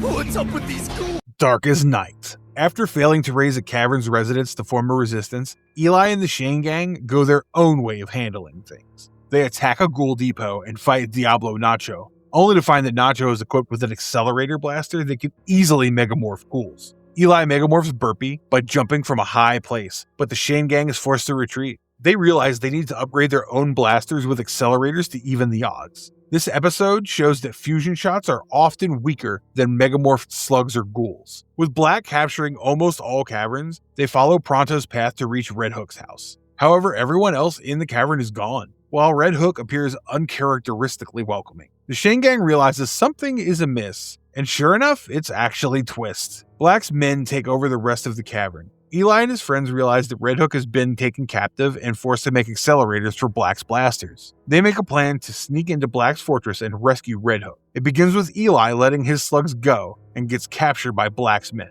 He's thrown into a cell by Nacho, but Burpee helps him escape. Eli and Burpee find out that Black has found a faster method to ghoul all slugs. He realizes Black has planned something extremely sinister and dangerous. Eli disguises himself as a blackguard and eventually finds Red Hook. Although they are discovered, Black and his forces attempt to stop them, but Eli and Red Hook escape. In fact, Red Hook was already forced to upgrade Eli's blaster when Nacho took it away, while Eli obtained 3 other accelerators for his friends. As he escapes with the team, Eli notes that only they can save Slugterra. Light as day, it's the final battle. And while Black drills into the deep caverns to get the Darkbanes into Slugterra, Eli and the Shane gang figure out which slugs can megamorph and come most handy in battles. As soon as they're done sorting, the Shane gang takes the battle directly to Black's front door. Maurice informs Black of the approaching Shane gang, and he sends the Darkbanes that are already there to fight. Meanwhile, Eli sends Pronto on a different mission, which Pronto seems rather scared about, and we can guess that he's sent to gather some unconventional allies. Now, as Trixie and Cord slug it out with Nacho and the rest of Black's forces, Eli ventures directly into the fortress to fight Black. A different form of CGI is used to animate the insides of the Black Citadel. It starts difficult when, during the battle, Eli loses his accelerator and Burpee has to fend off the ghouls alone. 2 normal slugs still prove valuable to Eli, while Trixie and Cord seem to be failing. The situation changes when Pronto arrives with the Shadow Clan army. They not only take care of Black's forces, but also the Darkbanes, who turn out to be cousins of the Shadow Clan. The Terra Portal is now completely open and all the Darkbanes enter Slugterra. However, the Shadow Clan has brought back Eli's Boondock Slug, which he uses to reverse the Terra Portal. It sucks back all the Darkbanes, but when Black attacks Eli, both get sucked into the portal. Thanks to Burpee and the rest of Eli's slugs, he makes it out, while Black is lost in the deep caverns. Meanwhile, the Shadow Clan attempts to close off the portal and closes it just as Eli emerges. They apologize and thank Eli for saving Slugterra. Later, Eli seals off the drop as there's still a need for Shane in Slugterra. This is right as Blight emerges from the ground, riding the dinosaur from the Cavern of Time.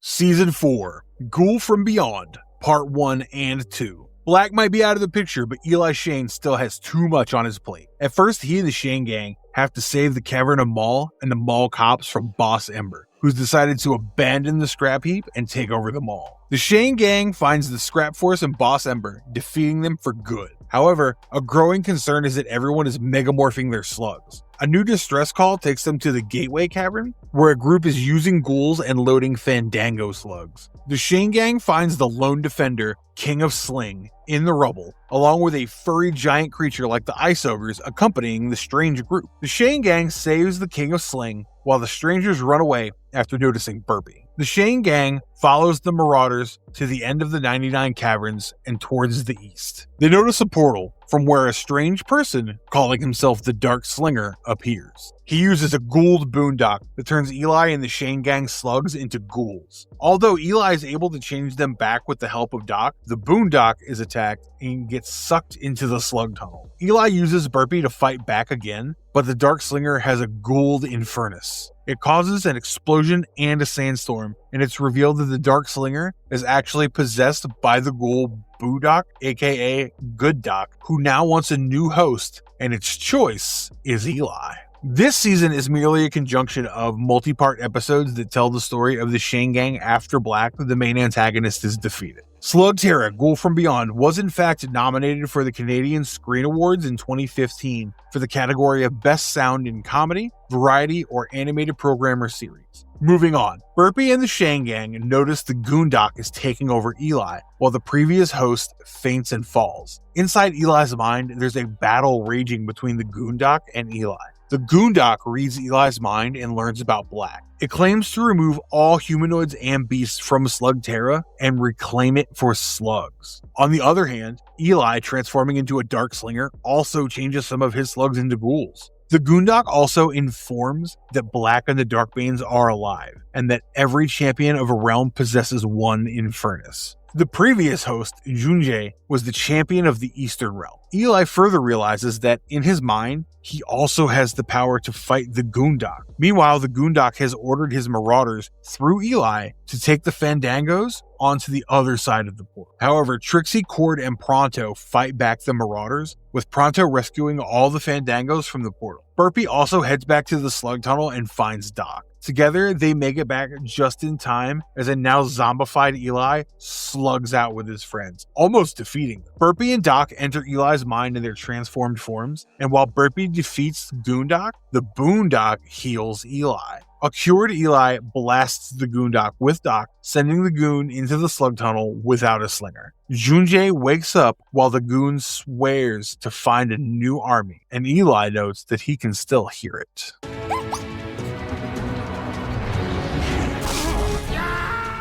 Return of the Elementals, Part 1, 2, and 3. Similar dreams about the Goondock and caverns torment both Eli and Junjie, although Eli has also heard his father asking him to gather the 5. It appears to be more like premonitions, and to clear their head, Eli and Junjie slug it out, and Junjie proves more skilled, but But as it turns out, he's lived a very restrictive and rigid life. Mayhem strikes when suddenly all the air power slugs start to turn into ghouls. The Shadow Clan approaches the gang and takes them to their own turf, where they give him a massage delivered by Will Shane. It involves another Enigmo slug, and as the Shadow Clan hits Eli with it, a message from Will appears. On a side note, Eli's Enigmo, Mo, seemed to have fallen for the Enigmo left by Will Shane. Will's message in the form of a hologram informs Eli about the 5 elemental slugs that control all other slugs in Slugterra. Eli must gather them together to secure Slugterra. The Enigma also contains the location of each element, and each time Eli asks about a location, he must answer one of Will's questions as an answer. Eli, Junjie, and the Shade Gang head to the location of the water slug after getting its location, the Cavern Seas. But they're too late, as the Goondock is also there and has taken on a new mysterious host along with Darkbane soldiers. The Cavern Seas are also poisoned, as the sea now holds dark water. While Junjie and the rest of the Shane Gang engage the slingers, Eli takes Burpee to find the water elemental slug. However, Black beats him to it. Yeah, Black is back, looking much like the Darkbanes and Gattlers attached to his back. He claims to have formed a dark alliance with the Goondock and plans on finishing off Slugterra, but leaves him to torment and joins the Goondock to find the next elemental. The Shane Gang is stunned and defeated while Junjie tries to follow the Dark Alliance. Junjie tries to wake up the host slinger, but fails. In fact, Junjie might have failed to save his own caverns. Nevertheless, the team finds their next elemental. They follow a muddy stream to secure the Earth Elemental, and though Eli doesn't follow Junjie's textbook tactics, he still does pretty well for himself. Meanwhile, Black and Goon fight at Quiet Lawn Cavern, as they came looking for the energy elemental. Red Hook tries to stop them, but Black interrogates it. Red Hook seems to be blissfully unaware of its location, and the Dark Alliance leaves. Interestingly, this episode won the Leo Award in 2015 for the best overall sound of an animated program or series. The Shane Gang arrives at the Quiet Lawn Cavern, which is already darkened by Black and Goon. They help recover Red Hook, who was almost crushed by a rock, and Doc heals him. Turns out Doc is the energy elemental and the key to the plot. The team now goes looking for the fire elemental at Upright Cavern. As Junjie rides his Infernus Juju, Eli rides Burpee. The Shane Gang feels left out as Eli and Junjie go off to save the fire elemental slug. However, Black and Goon arrive. They ghoul the slug, which turn Bumpy and Juju into ghouls. As Eli and Junjie start falling, the Shane Gang arrives to help them while wearing jetpacks made by Cord. They escape the Dark Alliance and end up in Jungle Cavern, which has also been darkened. The Dark Alliance arrives and the final battle breaks out. Black creates a terror portal to the Deep Cavern with the help of the Gould Air Elemental. Junjie saves Eli and the Shane Gang from being sucked into the sinkhole. Eli then comes up with a plan to gather the 5 elementals together, but with Goon and his slinger having one elemental and Black with the others, Eli's plan doesn't work. Instead, the Earth Elemental is also Gould, and Eli is just left with the ever-optimistic Doc. But even Doc starts crying in exasperation. As Eli confronts Goon and asks where he got all the information, Goon reveals that his host is actually Will Shane. Eli fires Doc at the Goon, and it releases Will from Goondoc's possession, while Doc also cures the fire and earth elemental. Goon now possesses Black, while the father and son finally reunite. Will Shane join the Shane Gang? In the final fight, Eli shoots Goon with Doc, which withers away its dark energy, and the remaining elementals are also transformed back. However, Black heals Goon and tries to hit all 5 elementals. Will throws himself at Black, and once again, the duo falls back into the deep caverns, including Goon. Eli almost jumps in to save his dad, but Junjie asks Eli not to be emotional and to seal the terror portal. Eli agrees, and the Shane Gang fires all 5 elementals, which restores Slugterra and closes the portal. Eli and the Shane Gang now promise to rescue Will Shane. Of a new villain in the distant caverns? Someone's got to look into that. Slug Fu Showdown Part 1 and 2. The Shane Gang is back in business, fighting a turtle ton. The elementals are now part of Eli's slug arsenal and help him take the beast down, but they are quite temperamental and hardly listen to Eli. Junjie insists that Eli learns the art of Slug Fu to have more control over the slugs. With news of a new villain on the horizon, it's the need of the hour. Junjie asks Eli to accompany him alone, leaving his slugs with the rest of the Shane Gang. On the other hand, Pronto is having a little bit of pant troubles. The first one gets consumed by the Turtleton, while the second gets stolen by the elementals who escape. The Shane gang leaves to pursue the elementals, while somewhere else, Junjie teaches Eli how to call slugs and control them with Tai Chi skills. Eli follows, and turns out he's even better at bonding with slugs. Burpee also seemed to have arrived as a stowaway, but Eli still needs time mastering slug food. As for the rest of the Shane gang, they come across the Hula Gang at Quiet Lawn Cavern. The Hula Gang is chased out by a little girl and the elementals who chose to help her. However, the elementals soon land in deeper trouble when Lock and Load capture them. But it's not just them. Thanks to Pronto not keeping the elemental slugs a secret and even sharing them in a talk show, several villains from Slugterra are vying for them. Cedo grabs the elementals from Lock and Load and disappears underground. Pronto, Trixie, and Cord follow him to Mole Mound, but with Cedo now possessing these awesome slugs, the dynamics have changed a bit. Pronto's no longer hailed a king and the guards listen to Cedo. Well, until a mysterious, spidery creature takes away the elementals from him, except for Doc, who remains with the Shane gang. Speaking of spiders, Junjie takes Eli to a spider-infested cavern for better and more practical training. They're attacked by spiderlings, which are basically humans with fake spider costumes. While fighting off the spiderlings, Junjie and Eli come across the very core of the cavern, and while practicing with a new slug, Eli gives himself away. Eli and Junjie are captured by the spider-like creature called Spyrex. It officially debuted in this short film, but it made an official debut in the It Out game. Spyrex is also very similar to tarantulas from Beast Wars, and even has the same artist voicing both roles. Anyway, Spyrex wants spiders to rule Slugterra, and plans to use the elemental to make Slugterra inhabitable for humans and other mammals. When the Shane gang arrives at Spyrex's Arcana Cavern, Spyrex snatches away Doc from the foolish Pronto. The spiderlings stupidly proceed with the plan, while Spyrex abandons them. However, Eli manages to master slug fu even better than Junjie, and he calls back the elementals before they destroy Slugterra. The spiderlings rebel against Spyrex and take him away, while the safety of Slugterra is ensured once again.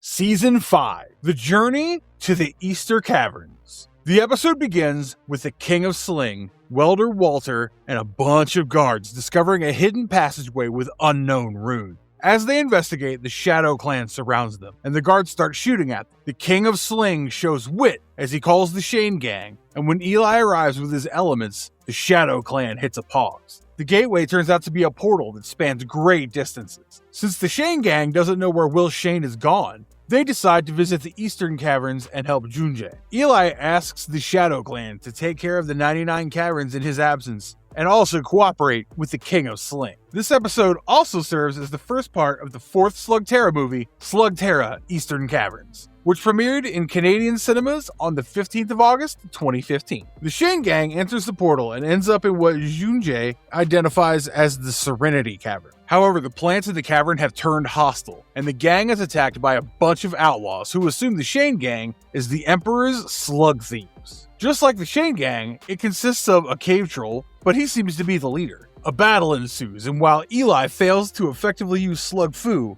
it is Eli's slug fu that finally stops the fighting. The outlaws refuse to believe Junjie is the protector of the realm when 2 stone warriors wielding ghouls attack them. However, as Junjie and Eli destroy the stone warriors, the outlaws finally accept them. They hand the Shane gang vine drill blossoms that enable them to pass through the hostile forest and enter the camp. However, it is revealed that Junjie has been the Dark Slayer for 20 years and has been responsible for most of the destruction. It seems Junjie's journey to redemption and reclaiming the Eastern Cavern from the evil Emperor is gonna be a tough battle.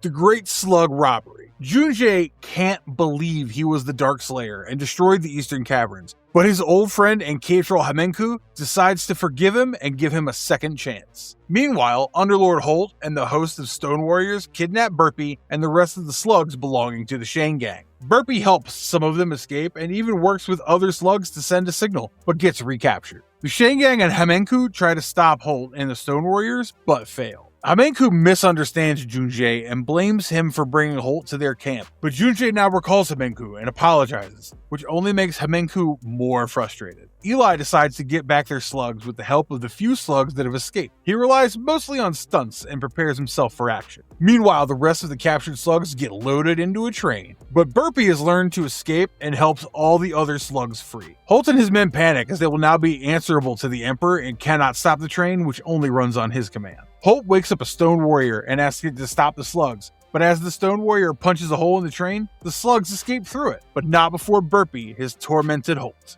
The Shane gang boards the train together, and Burpee rallies the team to meet Hamenku. As Hamenku regains his trust in Junjie, he asks the other outlaws to join him, but some of them don't. Hamenku leads his team with the slugs to help Junjie and the Shane gang, who are currently fighting Holt and his stone warriors on the train. Eli and Junjie use a Megamorph stunt and Slug Fu to fight the stone warriors, but we're not sure what happens to the elemental slugs. As Hamenku and the outlaws arrive with the Shane gang slugs, they get renewed confidence and ammo to fight the stone warriors. Although a few misfired ghouls take out a bridge, Eli and Junjie show some expert slug slinging and cooperation as they save the track from falling. The action sequences have surely improved a great deal from the first season, but maybe the writers should have emphasized the story, which seems to have lost the hold it had in seasons 2 and 3. The Shane gang and Junjie imprison Holt and his right-hand man, while Junjie takes away Holt's wrist blaster, which can only be possessed by a Slug Fu master. Although Holt claims to have stolen it, and Eli needs to improve his Slug Fu skills, the episode ends with Junjie giving him the wrist blaster before they attack the Emperor's fortress.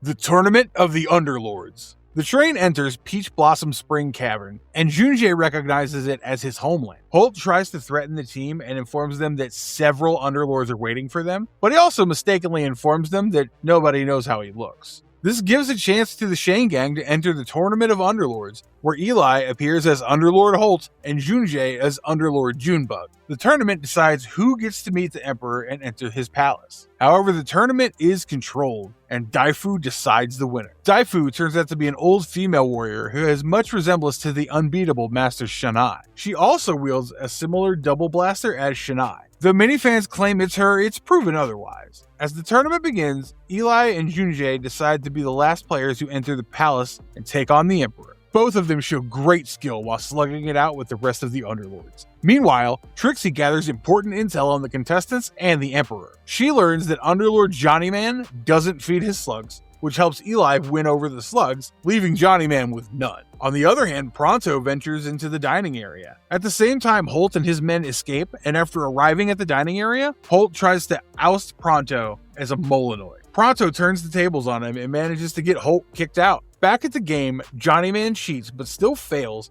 and eventually Junjie and Eli are the last ones standing. On a musical note, the Eastern Cavern DVD features a new opening song with several changes, but it's never shown on TV, and the opening from Slugterra Ghoul from Beyond is used instead. Moving on, Daifu suddenly changes the rules and orders Junjie and Eli to fight each other. Pronto notices Junjie and Eli dueling and realizes the plan has changed. He decides to enter the palace himself and confronts the Stone Warriors. However, Daifu notices him and orders the Stone Warriors to capture Pronto and take him inside. Back at the game, Eli and Junjie enjoy their duel and manage a tie, but instead of letting them inside, Daifu challenges them. In a twist of events, Junjie recognizes Daifu as his teacher, Master Leon.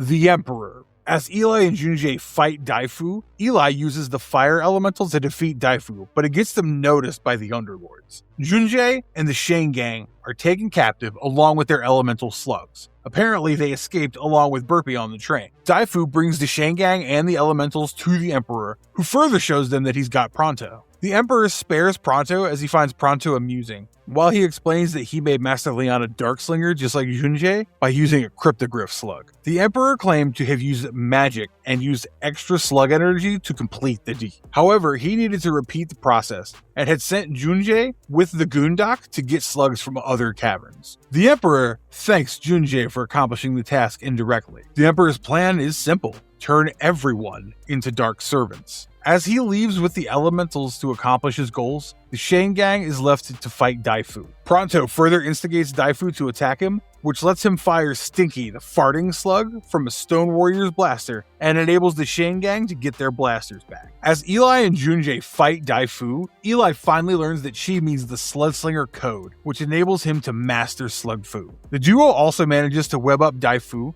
and rushes to the palace roof to stop the Emperor, while the rest of the Shane Gang stays back to fight the Stone Warriors. The Emperor uses the elementals to power up the slugs and create a large ball of energy. He uses the cryptoglyph to corrupt it, and it starts turning everyone in the eastern caves into dark servants. Eli and Junjie manage to fight back. Eli even connects with Burpee on a deeper level, where he can see through Burpee's eyes to defeat Daifu, who has now joined the Emperor. Eli also uses Burpee to free the elementals, which reverses the action, and everyone returns to their own selves. The energy ball falls on the Emperor, who tries to manipulate Junjie. However, Junjie ignores him and lets him turn to stone, while Daifu refuses to let the Shane Gang help him and disappears. And now, a different adventure begins.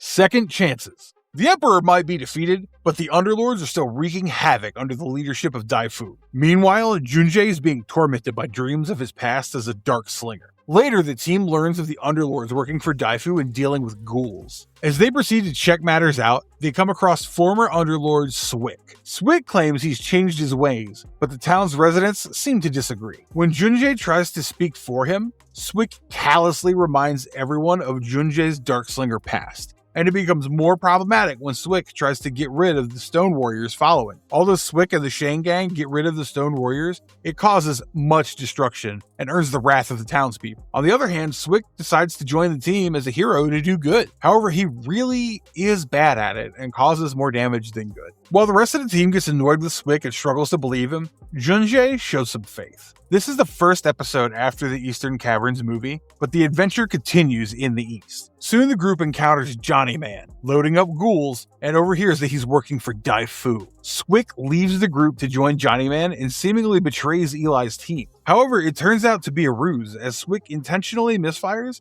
and causes the cart full of ghouls to topple over. Johnny Man doesn't realize that Swick was faking, but escapes on his own, while Eli and the team realize that Swick was really helping. Later, Eli uses Doc to cure the gold slugs to return them to the town's residents. However, Swick realizes he's not hero material and leaves the team on a good note, promising to throw a wrench into the Underlord's plans and work as a mole.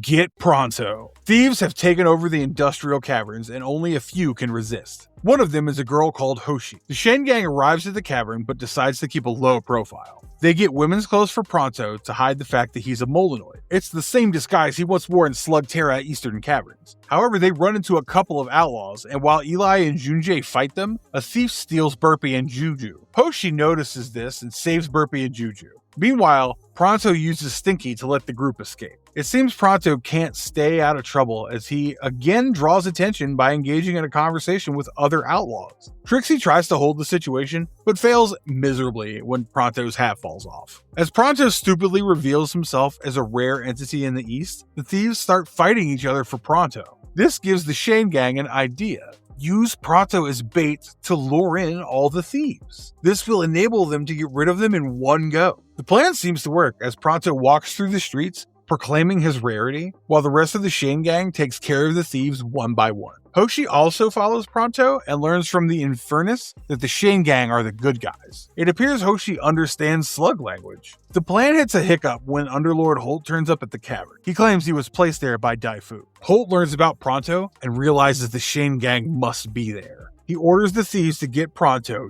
dead or alive. This spells more trouble for Pronto, but Hoshi fires Burpee to save Pronto from the bandits, while other residents of the cavern save Hoshi. Holt eventually gets to Pronto, and while the Shane Gang is able to scare the rest of the bandits, Holt manages to fire a shadow shard at Pronto's heart. The Shane Gang breaks down, but Pronto wakes up after dramatically dying, revealing that Molinoid hearts are in their buttocks. Hoshi returns the Infernus to the gang and promises to take care of their cavern moving forward. Stuff of legend. The episode begins with Eli and Junjie competing to see who's the best, while Pronto and Cord bet on them. However, Trixie learns of a legendary stone monster called Pyrotor, which has been attacking the Auroras mine. The Shane Gang enters the mines to help, but finds out that the miners have already received help from Underlord Sleed. The miners have also agreed with Sleed to deliver him pyrite crystals in exchange for Sleed's service. However, the horrible odor from Sleed seems to be a gag, and a serious problem. Trixie learns that the monster is supposed to be locked up in the mine for 1,000 years, and it should have been on the north side, not the south. The Shane Gang decides to follow the Pyrotor to its home and stop it for good. They follow a cavernous path full of lava and realize they're just trapped. As the Shane Gang escapes the treacherous path, Eli and Junjay continue their competition, while Pronto and Cord keep making wagers. The Shane Gang eventually deduces that Sleed has installed the creature to obtain the ores. Trixie also learns that the Mad Emperor cursed the creature to remain in the cavern and eat only crystals. However, Junjay doesn't completely believe the legends. He might be right, as the Pyrotor appears and informs them that Sleed is actually working for him. The Pyrotor wants to power up using all the crystals, which will enable him to escape the cavern and conquer it. Pronto and Cord try to stop Sleed while the rest fight Pyrotor.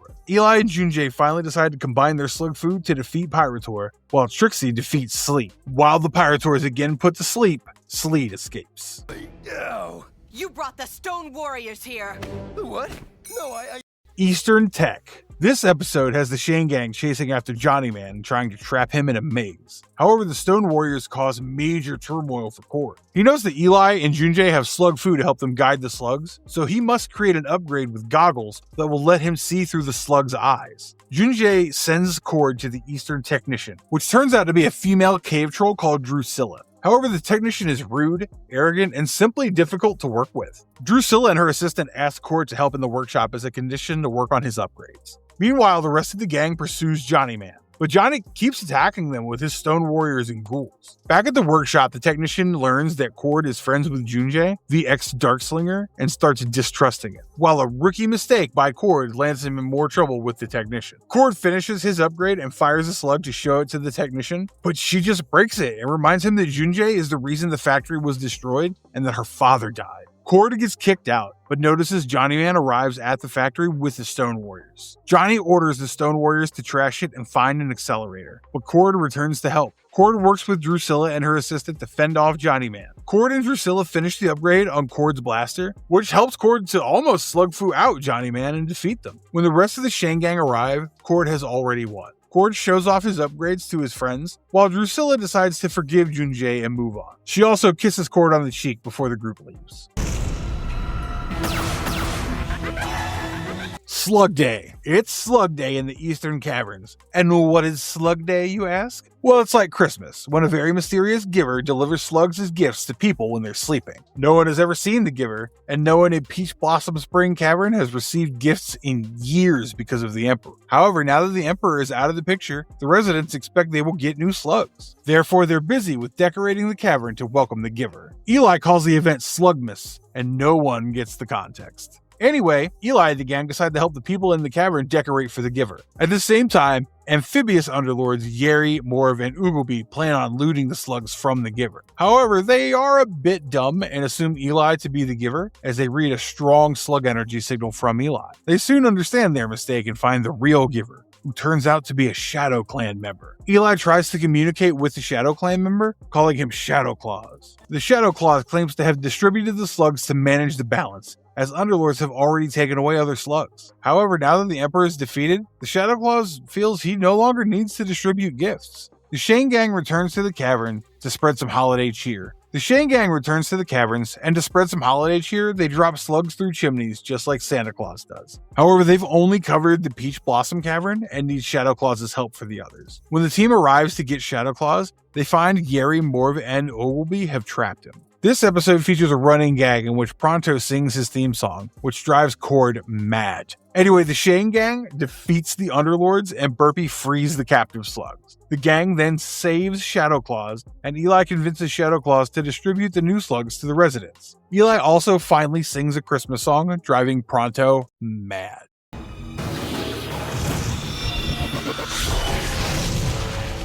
The Fall of the Eastern Champion. Slugmas is over, and Junjay tells the story of origin of the Eastern Champion. Junjay's ancestor Yang was a great archer in China, and fought against the first emperor, an evil, power-hungry ruler with magic powers. The emperor wanted immortality, and while fighting him, Yang fell into a river. The river eventually took him to Peach Blossom Spring Cavern, which made a safe haven for Yang and the people he brought in to protect them from Yang. The Emperor found out and got angry, while Yang and his people learned of slugs and used them for slug slinging. In fact, Juju is revealed to have been Yang's slug, which was later passed down to Junjie. Yang also developed Slug Fu and became the first Eastern champion. This story indicates that even Junjie's tribe came from the surface. Nevertheless, one of Yang's captors escapes and tells the Emperor about the Eastern Caverns. Yang was successful in beating the Emperor, but as he fell, the Emperor landed on dark water, which changed him, transforming him into a demonic being.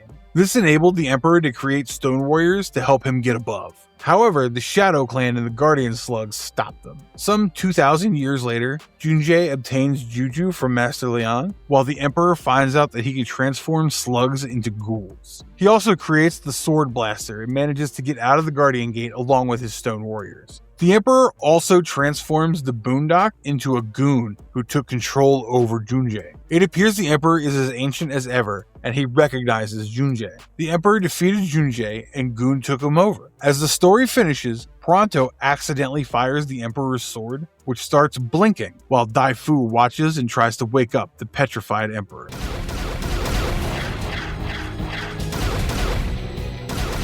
The Lady and the Sword. Pronto dreams of using the Emperor's sword blaster, while the Emperor speaks to Daifu in her dreams and asks her to get the sword back. She manipulates Underlord Holt into using the Iron Warrior and attacking the Shade Gang, all while Swick spies on them and sends information to Trixie. Meanwhile, the Sword Blaster makes Pronto more heroic and confident. The Shade Gang learns of distress at Peach Blossom Spring Cavern and returns. They learn it's caused by Holt, who's taken over the place. The Shade Gang confronts Holt, but Holt unleashes the Iron Warrior, which he controls with a headband. The Iron Warrior seems unbeatable, but Eli knocks off the headband with a flopper. Finally, Daifu appears and reveals her scheme, but Holt gets the headband and tries to attack Daifu, only for the lady to use the headband to siphon energy for the Iron Warrior to have a mind of its own. It engages the Shane Gang and pursues them out of the castle, while Pronto stays back to fight the rest of the Stone Warriors in Daifu. As Iron Warrior proceeds to destroy the cavern, Eli uses a fusion shot to stop it, but Daifu retrieves the Sword Blaster while the Iron Warrior keeps coming back.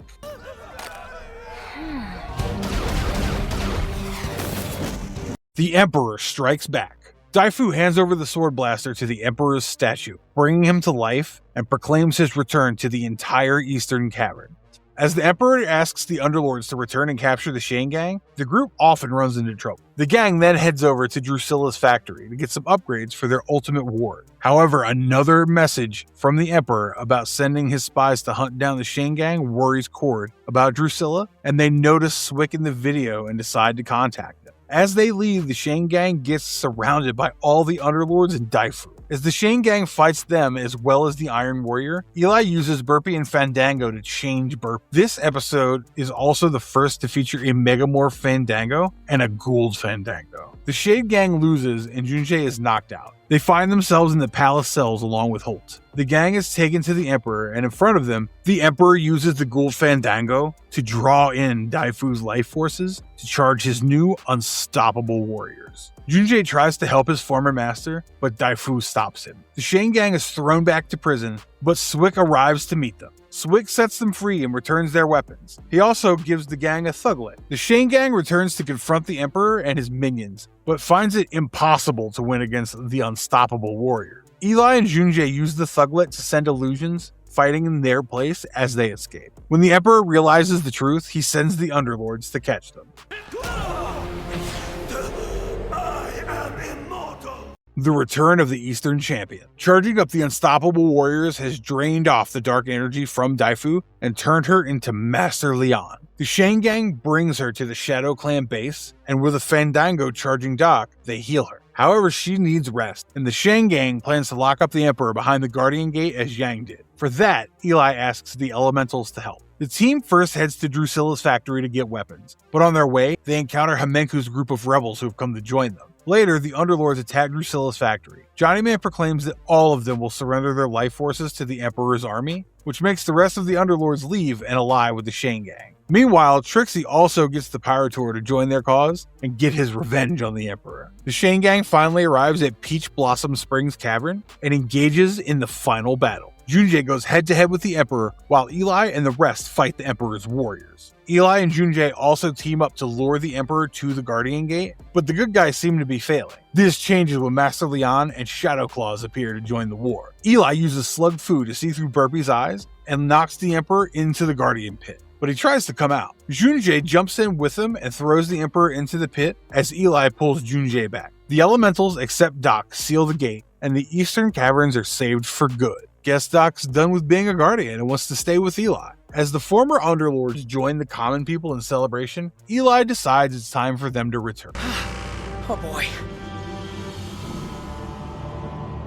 Season 6, back on the Shane Gang. The Shane Gang makes it back to the 99 Caverns without Junjie, but someone else makes a journey to Slugterra from the surface. Eli and the gang are in for a surprise when they find an unprecedented number of slugs at the Gateway Cavern, and people are leaving the cavern. The King of Sling complains that this has happened because of the Shadow Clan, who've resorted to their own measures to keep Slugterra safe. Eli has a conversation with the Shadow Clan leader, but they're at odds as the Shadow Clan refuses to believe that too many slugs may cause a profound imbalance of the 99 Cavern. This is the final season of Slugterra, and this episode is the first part of the movie, Into the Shadows. The new kid from the surface uses his slug Piper to send the extra slugs to safety. The new kid introduces himself as Tad, and while the rest of the Shane Gang appreciates his help, Pronto is unreasonably suspicious. As Tad informs him he's from the surface, Eli bonds with him and promises to teach him slug sling. Eli helps Tad find a slug, and soon they encounter Lock and Load up to their usual shenanigans, trying to rob gold that's meant to be spent for building an orphanage. Tad and Eli go after them, and Tad uses a slingshot to launch his slugs at the villains. Tad also slings Burpy and shows promise as he stops Lock and Load from escaping with a cart full of gold. At the end,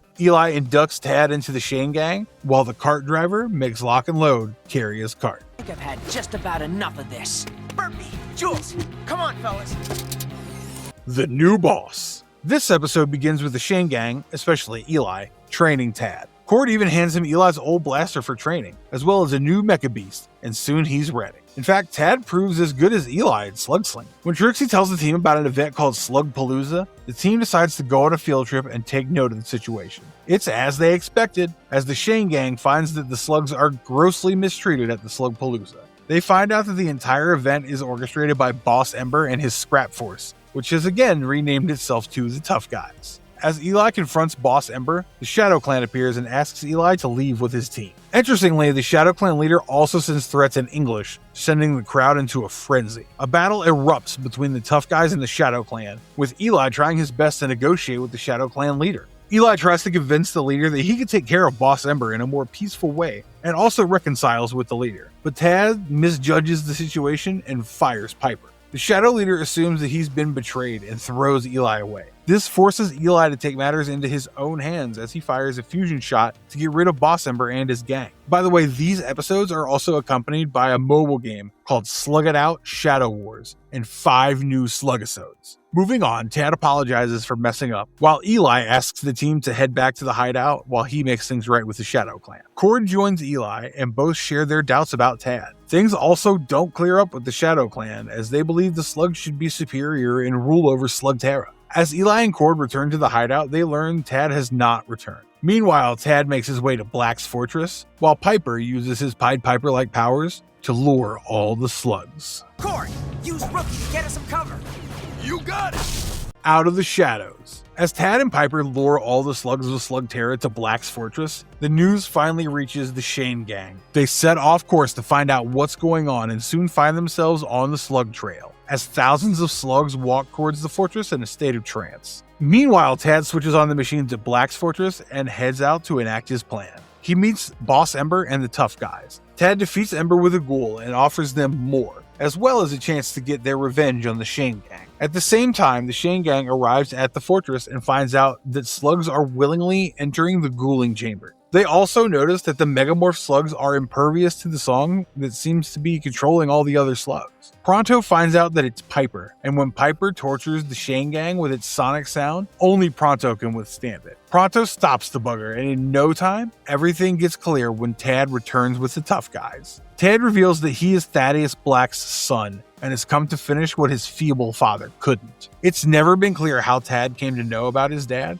or when Black went to the surface. It also turns out that Pronto, as a Molonoid, is immune to Piper's charms, while he could smell Tad as Black's progeny. The Shane gang temporarily shuts down the generator by causing a power outage, but Tad goes to switch it on. Cord defeats the tough guys while Eli follows Tad and tries to stop him. Eli's new slug foo skills come in handy in this fight with the villains. Eli fails and returns to fight alongside his friends. As power returns, the battle ensues, and the episode ends on a cliffhanger, as Tad's gang up on the Shane gang with gattlers and an army of ghouls.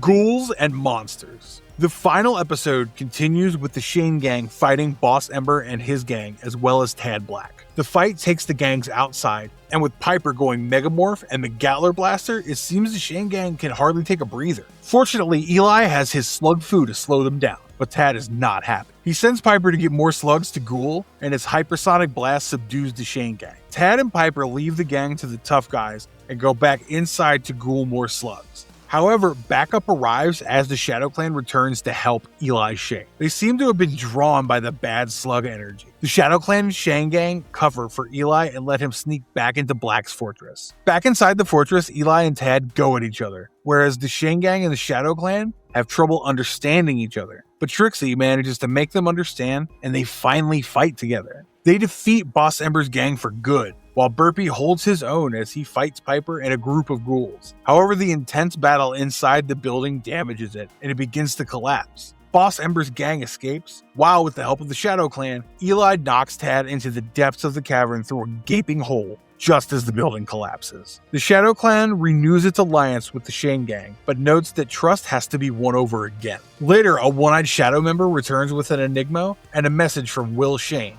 wishing Eli a happy birthday. While Eli celebrates with his friends, the series ends on a major cliffhanger, as Tad and Piper find themselves in a deep cavern with fortresses. Slugterra might be the Pokemon of the West, and punches the right note on action and humor. The series starts with an epic storyline, but it seems to have lost the plot by the end of the first part. It's still filled with awesomeness and cool animation. We would definitely suggest a rewatch, and mostly a proper conclusion.